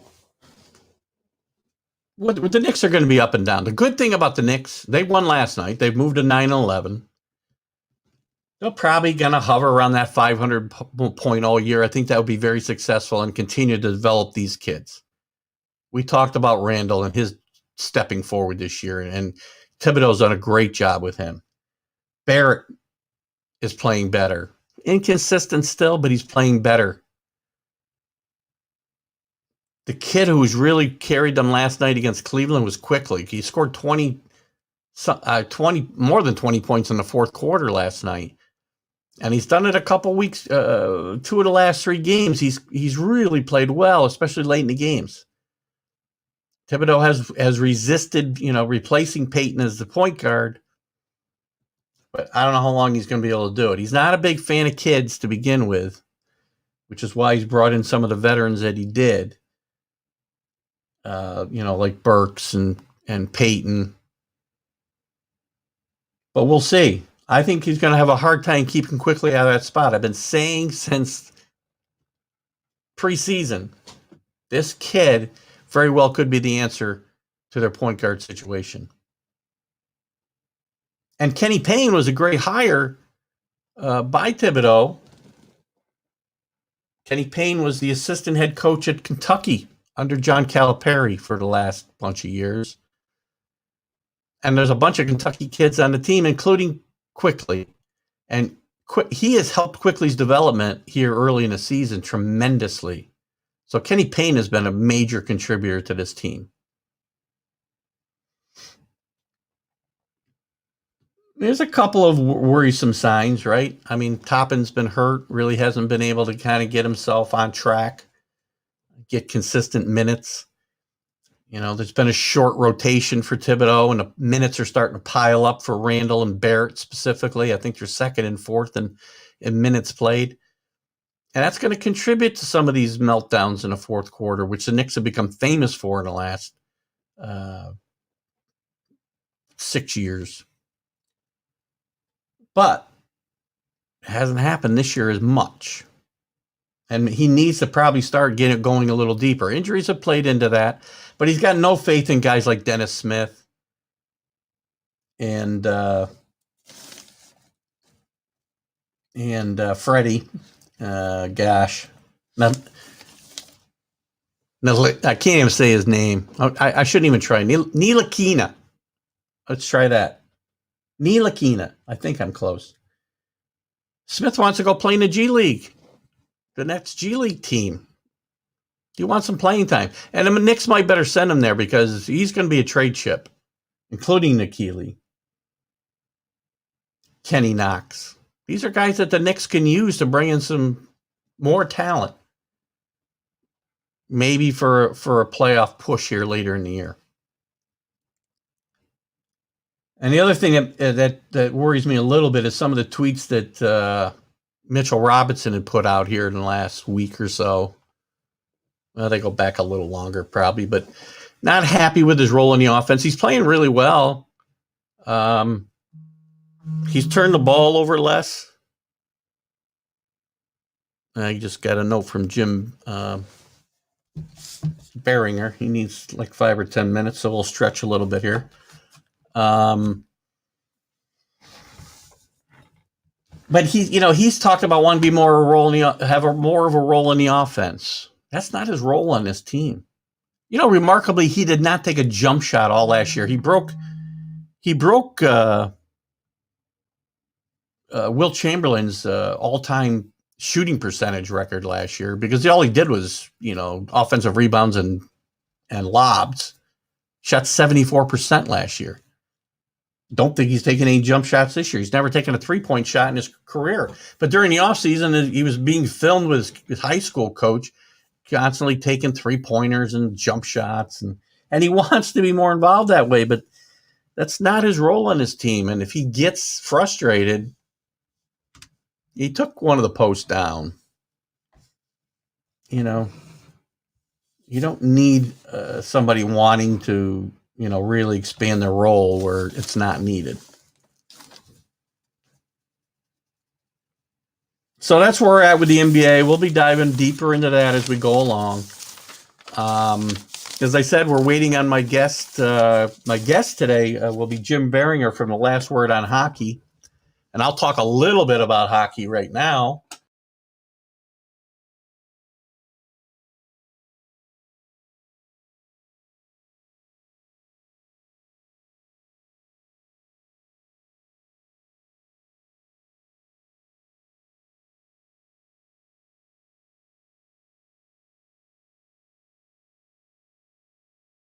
All right. Sorry about that, guys.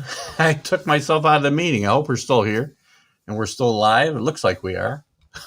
I hit the wrong button. That's the problem with using so much technology here. I can hit the wrong button easily, and I don't want to do that. So, big changes in hockey this year. We'll talk to Rick a little bit about that because of COVID. And, they finished their year in a bubble last year, but it wasn't feasible to play an entire season in a bubble. We'll talk to him. They've shortened the season. They've changed the divisions around a lot so that teams are playing in their region. And I think we'll talk to Jim about this. I know the Canadian teams are only playing the Canadian teams. And I think what's happening is they've got a Central, an East, a North, and a West. And I think they're playing all their games within those divisions, at least now. So we'll get some more information on that from Jim. I haven't really dived into the season a lot myself. Again, it's hard when the seasons are overlapping so badly right now with college football just ending, pro football, the Super Bowl coming up, basketball in full swing, college basketball in full swing, baseball's getting geared up for spring training. So. And unfortunately, I tend to be more of a fair weather fan, and I want to get away from that. I know Mac and Jack have talked recently when I've guested on their show, and I watched their show when I can, at least have it on listening. And they both, were people that got away from hockey and have really gotten back into it. And there's some hockey shows that are on the Northeast Streaming Sports Network that have been watching. There's a Ranger wrap-up show every week. We'll probably have them on to talk at some point. But Jim Biringer hosts The Last Word in Hockey. And hopefully we'll get him on the Northeast Streaming Sports Network here at some point. Because I do want to get into it. The Philly sports guy, by the way, Jamie Paggs. He's a huge hockey fan. Flyer fan. So I tend to be more of a fair weather fan. When the Rangers are doing well, I'm more into it. And the Rangers, man, are not doing well. We'll talk a little bit with Jim about that, and go from there. I mean, right now, the teams that are doing really well are the teams you would probably expect to be doing fairly well. And we'll talk to him more about surprises and whatnot. The Panthers are playing well in the Central. The Lightning are playing well in the Central. The defending champion Lightning. The Central's got a lot of good teams. In the East, the Capitals have played well.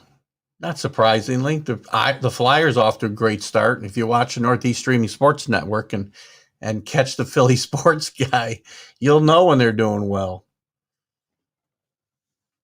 The Bruins are doing well. Maple Leafs off to a great start in the North. Canadians, I talked in we had a breakout meeting from one of our meetings at work. The parent company that I work for is located in Montreal. And I think that one of the guys that I ended up in a breakout room, we do this little thing since and the companies are spread out all over the North America and in Europe. China. Well, we do these breakout rooms now. I end up with a fan, a Montreal fan. He's in Nova Scotia, I think he lives, but he's a huge Canadians fan, and he's happy with the start that they're off to.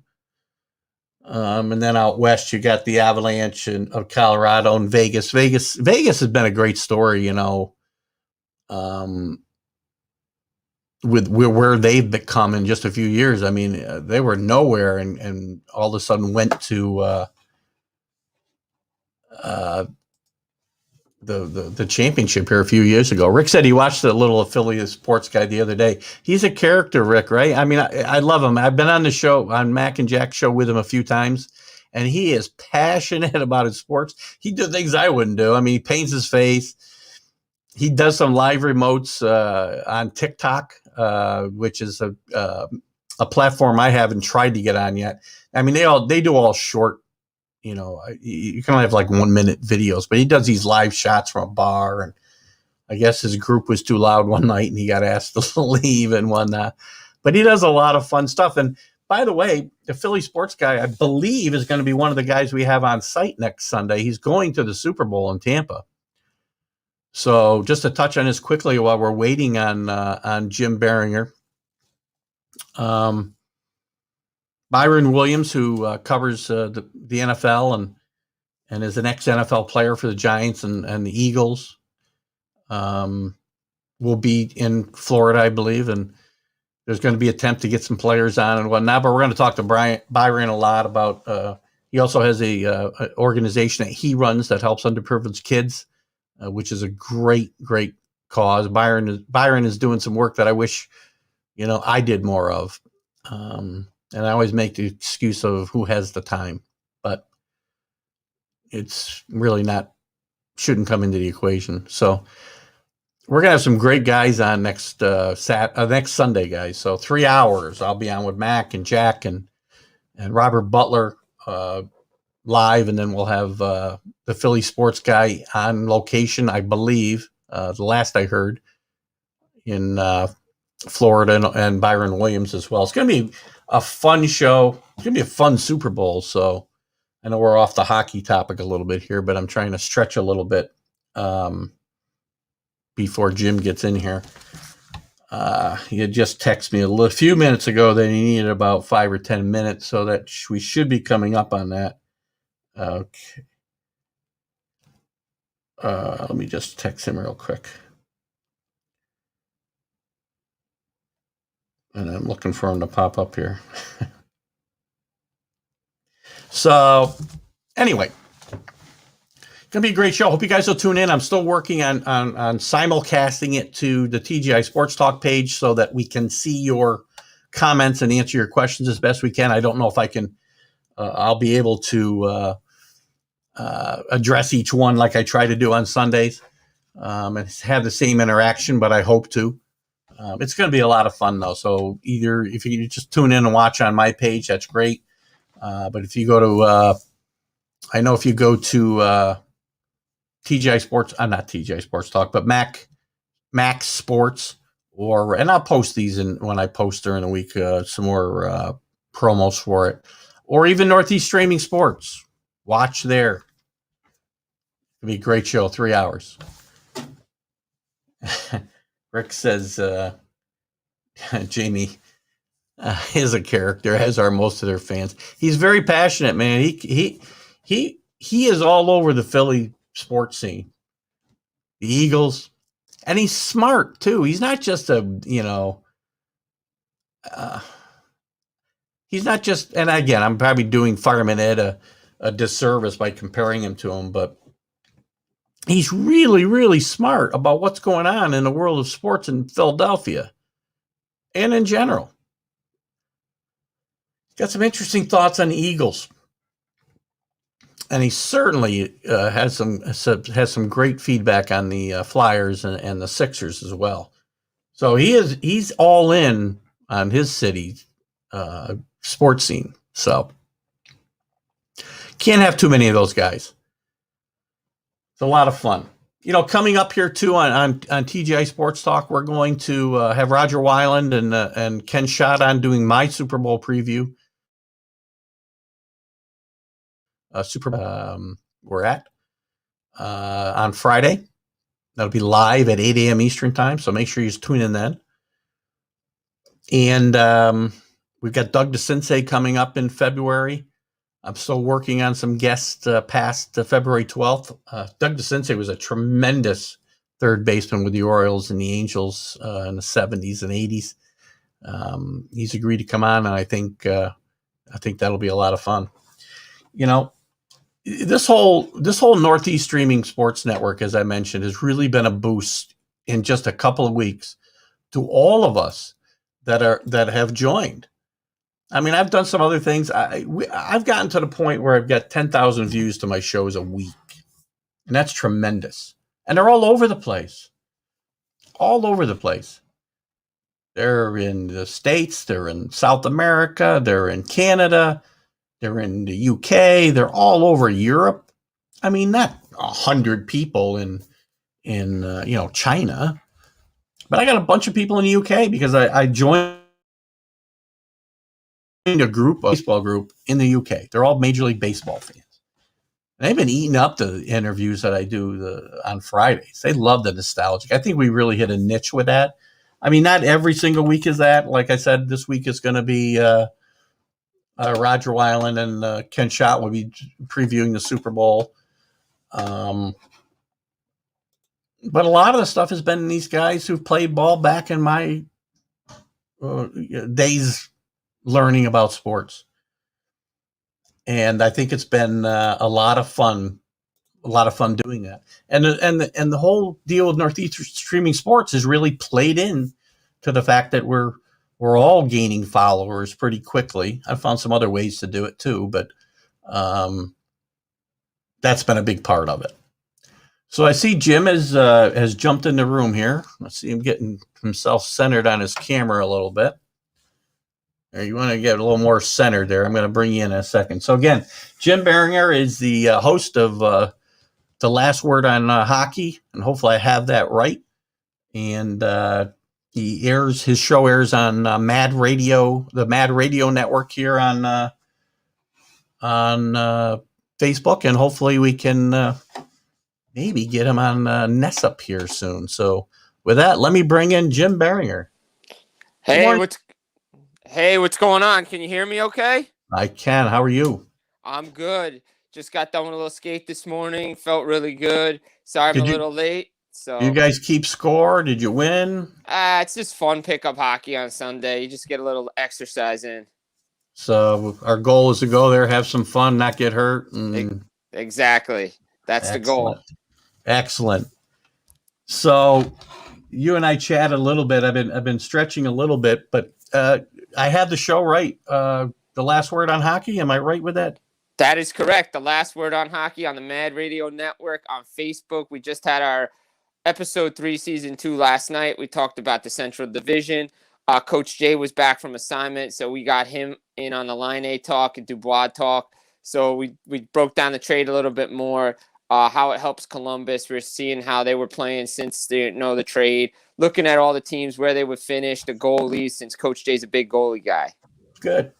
That's good. That's one of my questions today. Because what I want to do, I think, with you today, Jim, since we're just jumping into the hockey season, is kind of get an overall picture of what the NHL is doing this year and kind of your views of, where you see things playing out in the individual divisions. So I had prefaced this conversation with the fact that the NHL has made some radical changes because of COVID. They've changed the divisions around and how the schedule's playing out. So why don't you touch on that a little bit and update us on what they've done there?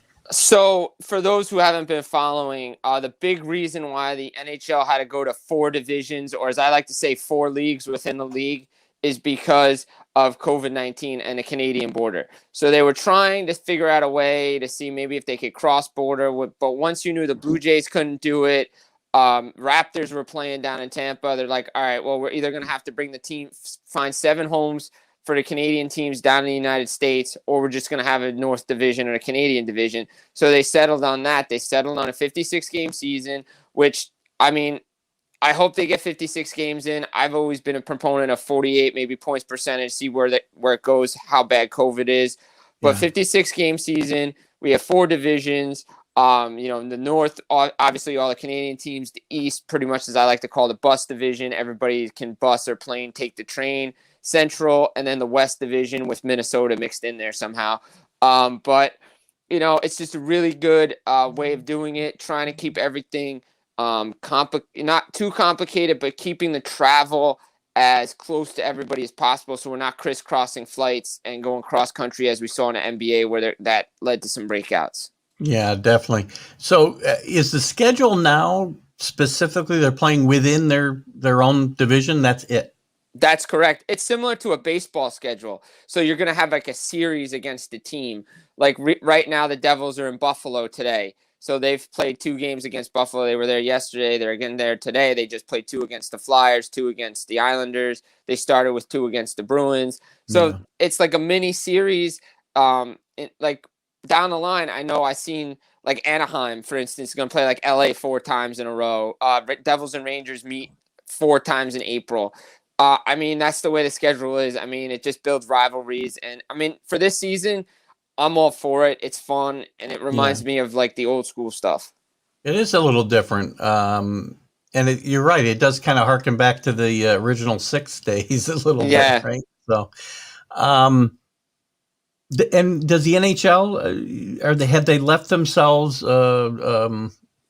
wiggle room so later in the year, if the COVID situation changes, they can adjust the schedule, or is it set in stone for the entire season? I think the big word everybody's been talking about is flexibility. I do believe they have like a week or 2 in between when the playoffs start to the end of the regular season where they can make up some games if they needed to, if it really mattered in the standings for a team to make the playoffs or not. Obviously, everybody knows that they have to be done by the middle of July.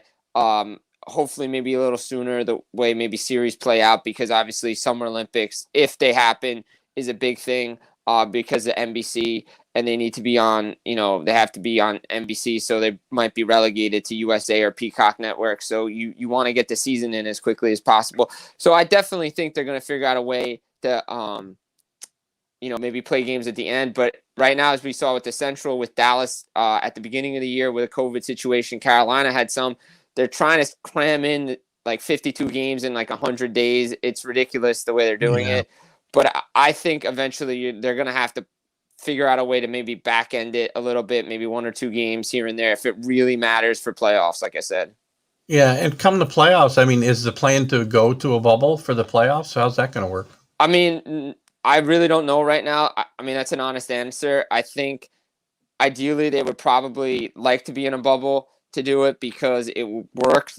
We saw it in the summer hub tournament, the Stanley Cup playoffs. It really worked. But the thing is, the way the playoffs are set up, you play within your own division, and then you go to the conference or semifinals and then the finals. So ideally, right now, they don't really have to because they have their own bubbles for each division until they get to the conference finals. So that's when they're going to have to figure out where, because we're guaranteed a Canadian team to be in the conference final.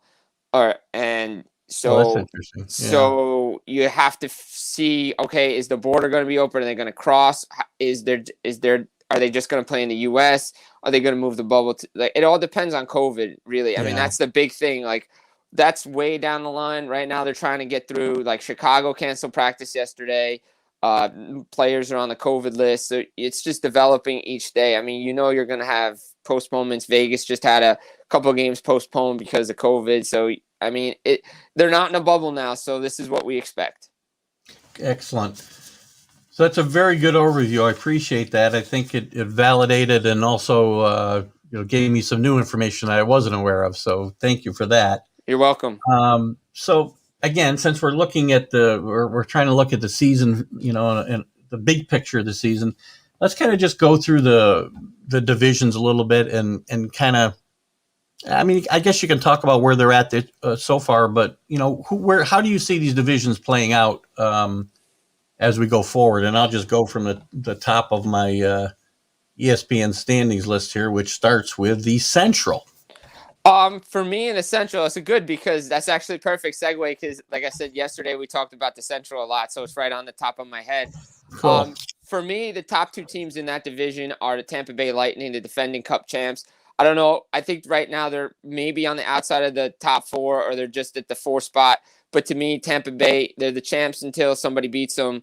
That's how I feel about college football standings. That's how I feel about any power rankings you're going to do. The champs are the champs until you beat them. That's where they belong. And I feel, even with Kucherov out, they have still too many weapons. Stamkos, Vasilevsky in the back end, Hedman, Point. They're really good. Dallas, to me, really good. Another really good team in that division. They were in the final last year, lost to Tampa. Pavelski, you got Hudobin playing well. Garionov is doing his thing. And it's weird because last year they really weren't an offensive team, but when they got to the bubble, they started pumping in goals left and right, and it's carried over into this season. So they're a really good team. Don't sleep on the Columbus Blue Jackets. Elvis Merzlikins and Giannis Korpisalo, great duo in that division. Tortorella, if Rangers fans listening in, you guys know about him. I do. He plays a certain system. Anybody who knocks this team, they work hard. They're going to grind. Adding Line on that power play, he's going to be pumping in goals. Roslovic was a great ad, so don't sleep on the Blue Jackets. And to me, I like Nashville, but I don't love them in that division because their weakness down the middle, and I don't know about Rene and Saros through 56 games. To me, the team is the Carolina Hurricanes. I like what Rod Brind'Amour is doing. Obviously, right now they're at the bottom of the standings because they only played 3 games, which is unfair to them. But they're a good team. Teravainen, Sebastian Aho, in the goal, they got Mrazek, Reimer, how they can do it. Rod the Bod, Rod Brind'Amour, the coach, he's solid. So I like those are my teams in the Central. I mean, maybe somehow Nashville figures it out, but I just don't see it. They're weak down the middle, and Detroit and Chicago are just rebuilding right now. And Florida, Florida is just so weird. They could look good one night, look the other night. So, I mean, those are my teams I'm going to go with. Good. And let's move on to the East. So that's where my Rangers are, and they're really stinking it up. Man, East Division so tough. I think it's the toughest division in all of the NHL this year. Just so many good teams, especially at the top. I did an East preview at Last Word on Hockey. We did one at Last Word on Sports, and so tough picking this division. To me, Washington, what they did without Ovi and Kuznetsov and Samsonov, I mean, Washington's just rolling. Boston is Boston. They're playing really well. They look really good too. I mean, they ran into Capitals, but and then you have Philadelphia, who's everybody loved them too, and I'm liking the way they're playing. Carter Hart, Brian Elliott, really good. They didn't have Konechny last night, but Giroux, Voracek, so many guys. They have Lindholm just came back from cancer, so they got deep. They're probably one of the deepest teams in that division, and the 4 spot, could go anywhere. You could look at, well, obviously probably not Buffalo or the Devils. I'm gonna throw that out right there. Those 2 teams probably not gonna be fighting for 4th, but they could play spoiler for somebody. So that leaves me Pittsburgh. That leaves me the Rangers. That leaves me the Islanders. Now, there's a lot of stuff going on in Pittsburgh. Obviously, Jim Rutherford stepping down as the general manager, personal reasons. There's a little bit more behind that. And you have the Rangers, who's everybody's darling coming into the season. I think it's slow start. Don't want to overreact right now, but they're playing well. They picked up a point against Pittsburgh. And then there's the Islanders, and man, it's Barry Trotz has them playing a certain way, like Tortorella, and they're playing playoff hockey in a 56 game. I don't know if it'll take them to grind it out. The problem with the Islanders is they can stop goals and they can defend well. I don't know how much they can score. I'm not sold on Pittsburgh as a playoff team. Their defense scares me. You saw it when Murray and Jari were there last year. The defense is just not the same. They're older. The core is older. I think they just miss. I'm going to put the Islanders at the 4 spot. The Rangers will be battling there. The problem is it's 3 teams bound for 1 spot. It's so tough, that division. You do see the Rangers being able to rebound and compete for a spot? I think so, yes, absolutely. I think they have the team to do it. Again, it's all about expectations. coming in and how a young team handles expectations. Of Vancouver started off slow. Now they're starting to figure it out. They beat a really good Winnipeg team last night. So I think they got time. Quinn's a good coach. They'll figure some things out. Lafreniere's got the monkey off his back with the goal. They have good pieces there. Panarin, Zibanejad. The defense is there. The goaltending is solid. So I wouldn't panic just yet. It's still too early. And I think if you're overreacting now, you got to wait. Because, again, there was no preseason. So you have to treat the beginning of the season like a preseason. Yeah. Well, we'll leave our neighbors to the north to the last. Let's jump out west. And how do you foresee playing out there?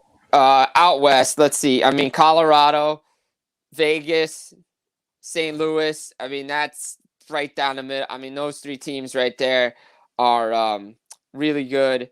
They're just – I mean, Colorado's probably the deepest team besides Vegas in that division. St. Louis is unbelievable as well. They're playing really well. Bennington's bouncing back. Vegas, Mark Stone, Patrick Reddy, all those guys. It's funny, Vegas – the thing with Vegas is they were the lovable misfits the first year in. No one expected much. They would go all the way to deep run. But now they're like transforming into like this evil empire where they're bringing like everybody in. Everybody wants to play there and they want to be this cup contender. And give credit to Bill Foley. He said within 5 years of the franchise, they're going to have a Stanley Cup. So you never know. Colorado, it's weird. They start off slow, but now they're figuring it out. And then it comes down to, okay, well, San Jose is not making the playoffs. The California teams, LA, Anaheim, they're going to fight every night. They took it to St. Louis, took it to Colorado. They're going to pick up their wins. They're going to play some spoiler. I don't see one of those teams making it. So that leaves me, Minnesota and Arizona? Yeah. I mean, I'm not really sold on the Coyotes. Their goaltending, defense. So that puts Minnesota in the 4th spot. And the Wild are pretty good. So I think they can figure out a way to get in there in a tough division. I mean, look, you're going to be playing, LA, San Jose, Anaheim a bunch of times. I know you're going to play the big boys a lot, but if you can sneak some points in, I think that's the way to do it. I think those are my 4 teams out west. Excellent. So that leaves us our friendly Canadian neighbors, the Northern Division. How do you see that?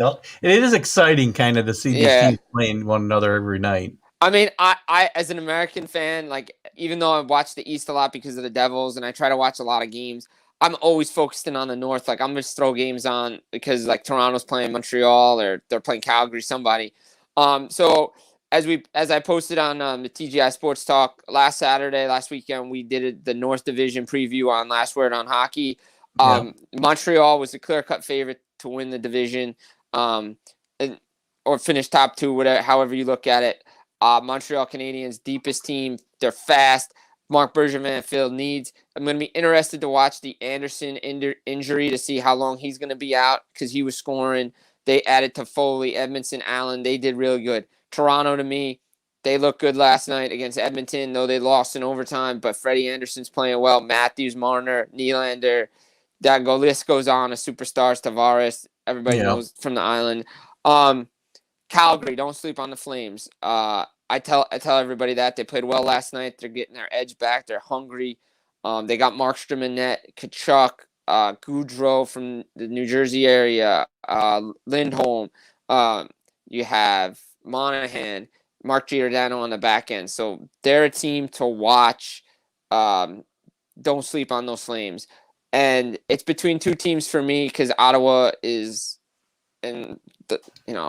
Ottawa and they're rebuilding and they're the 7th team to me.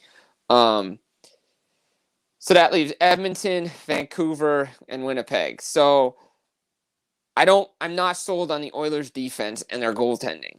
Like, they had a chance to upgrade their goaltending position and they didn't do it in offseason. And Koskinen and Smith just scare me. And I don't think their defense is good enough to hold up to make the playoffs. And that's bad for Connor McDavid and Leon Draisaitl. So Winnipeg and Vancouver. Vancouver, like I said, they got Vesser. They got Pedersen starting to find his game. Horvat. They're figuring it out. And Demko in net. And then there's Winnipeg, who will get Dubois soon. They're playing well. Stasny's in addition. Andrew Kopp's playing well. Blake Wheeler, Connor. I'm going to put the Winnipeg Jets in the 4th spot. I really like that. And they got a good goaltender in Connor Hellenbeck, the reigning Vezina Trophy winner. So those are my 4 teams up north. Excellent. Yeah. Well, so I got to ask you, after this all plays out, who's going to face off in the Stanley Cup Championship? Man, And put me who's on a gonna win? spot. Man, put me on a spot. I mean, I would love to say the Montreal Canadiens are going to win this thing, but I don't know if that's realistic. It's off the board. It's different. I know because everybody I see picks like the thing is though the way it works out in the conference finals, you could have like 2 West teams play for the Cup or 2 Eastern teams play for the Cup. The way the crossover works, so it'll be interesting. I mean, I want to put. If this was traditional, it's easy to go East West. Yeah. So many good teams. I'm going to put, you know what? Just for fun, I'm going to put the Montreal Canadiens in the Stanley Cup final. I think they have the team to go all the way. They really do. Price and Allen and what the needs they did. And then who are they facing? I think they're going to face off against the Vegas Golden Knights. Nice. Interesting. Golden Knights. I like the way they're playing. I like they have a good goaltending duo too. It's something different. You know what? Put me on a spot on this. Like I said, be the storyline. If they were able to cross the border, Pat's ready going back to Montreal, facing his old team for Stanley Cup. It would be kind of a fun storyline to follow. Yeah. So something different. Canadians, Golden Knights. Why not? Cool. Who's going to win? Montreal. Absolutely. I knew that. I knew you were going to say that. In Montreal, absolutely. I want to see. The thing is, I'm born in the U.S., but I would love to see Canadian team hoist the cup. It's been since '93 since it's happened. Montreal was the last team to do it. So I have a lot of friends that are big Canadians fans. So it would be nice to see Montreal lift the cup. Yeah, my company in the real world is owned by a Montreal-based company. So we have a lot of Canadian employees, and there's a lot of Montreal fans. There's a lot of Ottawa fans. So it's it's fun. Really nice to see them have some success. So give me a little idea. So again, you got to have a crystal ball, and these are probably you can't give me 1 or 2 guys, but give me some guys you see competing for the Conn Smythe Trophy this year. Who award, I should say. Conn Smythe if you go to Stanley Cup playoffs, a guy like Mark Stone, obviously you got to keep your eye on. Really good. He probably would have won it last year. Vegas probably went deep. He was putting up points.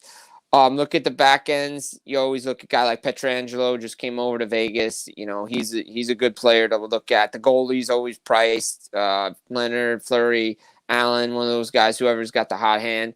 Maybe Shea Weber at Montreal. Like a guy like Tyler Toffoli, he's been on a scoring streak for Montreal. If they get there, he's going to be a factor. If, maybe trying to think Anderson, if he stays healthy. And then you maybe down the middle, maybe a guy like, Kakaniemi or Suzuki, one of those guys. Maybe Drouin finds his scoring touch again. He's having a fun season this year. So, guys like that. That's what I would look for. And, it's future. It hasn't happened yet. So, but it'd be tough.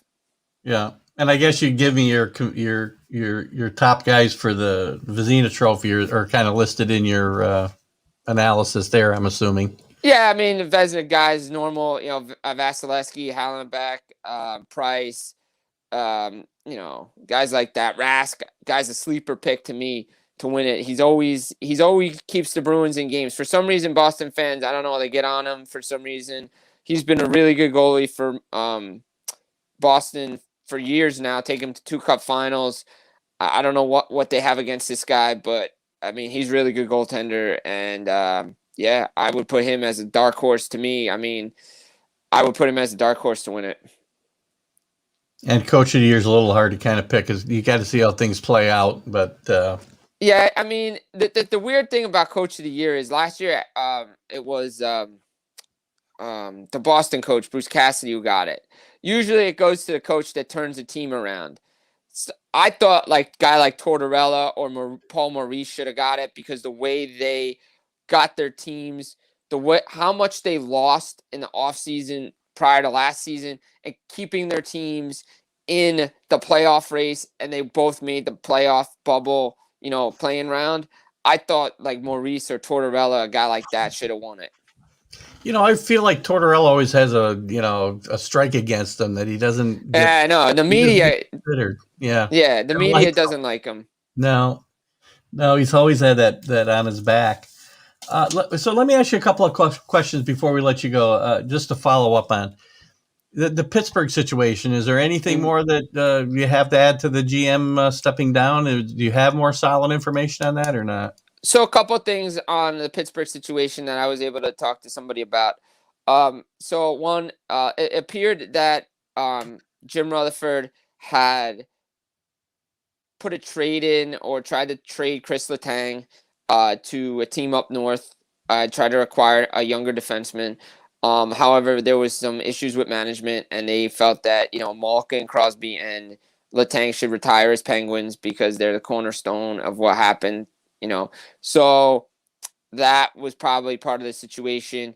Obviously, if people know, there's a lawsuit going on with the Penguins, former AHL players suing the team for what happened. So, I mean, I don't think Rutherford was involved in that, but that could wear on you because if you're hearing about it all the time, you could step down. It looks like, to me, it's a nice way of saying, we're going to part ways mutually because of, differences somewhere. Yeah. But don't be surprised if Jim Rutherford comes back into, the hockey world. And is that job in Pittsburgh an attractive job for a good candidate? Yeah, I definitely think somebody's going to want that. I mean, Tom Fitzgerald's been linked to the job. Unfortunately, Devils fans are like, okay, why? He's under contract for a year. I wouldn't be shocked if he's going to stay with New Jersey. I doesn't think the Devils are going to want him to interview for that job because if he were to interview for the job, I think he would get it. But he signed a 1-year deal. It's weird. His contract is a long-term contract with the team, but he's only 1 year as general manager. So that tells me they're going to try to find another general manager unless he keeps doing the job he's doing.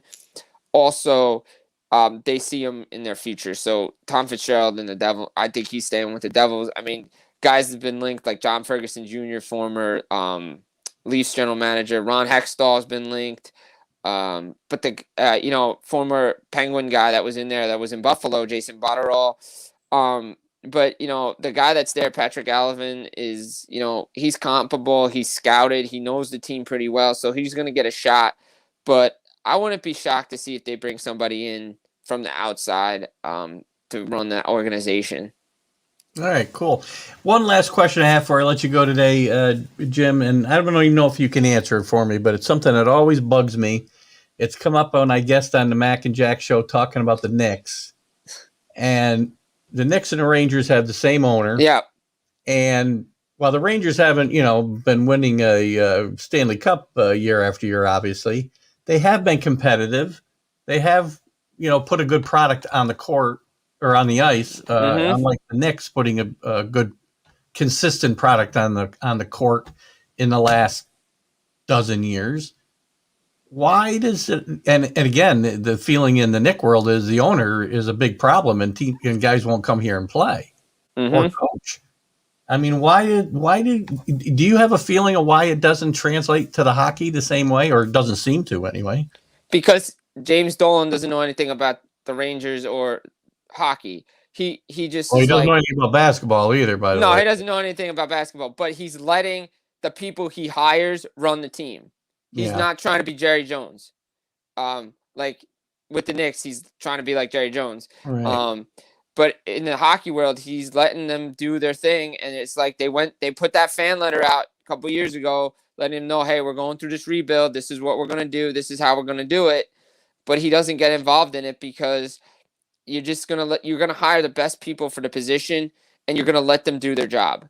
And that's what they're doing with the Rangers. They're drafting well. They're hiring the right people, hiring the right coaches, developing, doing the things the right way. And he's just sticking his nose out of the out of the Rangers business and the management business because it's the right thing to do because the Rangers, I mean, for a while there, the Rangers wouldn't make the playoffs and whatever, but now they're a good team. Yeah. And they're just letting management do their thing. And that's what you need to do because that's why you hire these people to run your team, and you can just sit and collect money. Well, I surely wish that James Dolan would talk to the James Dolan that owns the Knicks and say, just butt out and let your Well, people do their jobs. exactly. What's the old saying? Jerry Jones, the owner, should fire Jerry Jones, the general manager down Exactly. in Dallas. Yeah. So, I Yeah. mean, that's the way he should do it. But hey, look, Rangers fans, I mean, it is the same owner, but you know what? They have a good product on the ice. Be proud of it because they got a good young team and they're going to be competitive. Well, I'm always excited when the Rangers. I think I told you when we talked on the phone, I'm always more invested in hockey when the Rangers are good. So I really hope that they kind of rebound and we get something to watch. Although I have to say, and I guess I'll end it with this because I want your thoughts on this. Hockey has got to tremendously miss Doc Emmerich because I have thought Doc Emmerich was the best play-by-play man in all of sports. Any sport you want to throw at me, nobody can surpass Doc Emmerich. Yeah, Doc Emmerich is a man. Mike Doc Emmerich, former, he was did NBC forever. He did national TV. He was the Devil's voice for a long, long time on TV. Great announcer for hockey. I can listen to Doc all day. It's like I grew up going to Vermont a lot, so we had CBC, so I could hear Bob Cole in my head calling a game. It's like Doc Emmerich calling a game for me. He is so good at what he does. Funny Doc Emmerich story. So the first time I met Doc Emmerich was at a Devil game. I was young, and I was just hitting up, at the Brendan Byrne Arena. They were coming down in intermission. I was sitting online to use the men's room, and who do I see behind me is Doc Emmerich. We just started talking, and then go in, come back out, and we just went up to his TV, thing. We kept talking, chatting about the game, and yeah, such a nice guy. Really knows the game, really loves the game, and he's going to be missed, for sure. And yeah, I mean, that's the thing, you find these announcers that can call your team, call your sport, and you got to just love what they're doing. And, it's like Al Michaels with football. He does a great job. I think Doc could have called any sport and done well. I really do. I mean, I think he called a Pirates game once. He did. It was a big deal a few years ago. Yeah, he's a big Pirates guy. So that was really cool. I actually found the feed for it. I was like, oh, that Doc's calling the game. So that's really cool. It was. Listen, Jim, I appreciate you coming on. Again, my guest has been Jim Biringer from The Last Word on Hockey on Mad Radio Network. Make sure you tune in and check it out. He does share the shows mostly to TGI Sports Talk. Maybe we'll see him on the NESUP Network at some point. I hope so. We're talking about that, so hopefully we'll see you. And again, we'll have you back on from time to time to update us on where we are during this hockey season. Absolutely. It was a pleasure to have me on. Thank you so much, Keith. Thank you so much. Thanks for coming on. Have a great Sunday. You too. Bye. Rest up those hockey bones. Definitely. Bye-bye. Bye. All right, guys. So there we are, diving into hockey today with Jim Biringer from The Last Word on Hockey. I thank him for coming on today. I thank all of you guys for staying with me so long. We went a little long today, but we covered a lot of territory, guys. I appreciate everybody who's been on, everybody that will share this. Again, we are growing leaps and bounds, having fun, and we're going nowhere, man. And next week, our guest is going to be, whoa. All right, good enough. I guess that's for Roger Weiland and Ken Schott. We will be talking about a Super Bowl between the Kansas City Chiefs and the Tampa Bay Buccaneers. 8 a.m. Eastern Time, right here on TGI Sports Talk. Don't miss us. And in the meantime, I'm Keith Engel, your host, every Friday, every Sunday. Check out my blogs. Thanks for sharing. Thanks for watching. Go to TGI Sports Talk. Like and follow the show. Go to Northeast Streaming Sports. Like and follow the show. We'll see you soon. Have a great Sunday, guys.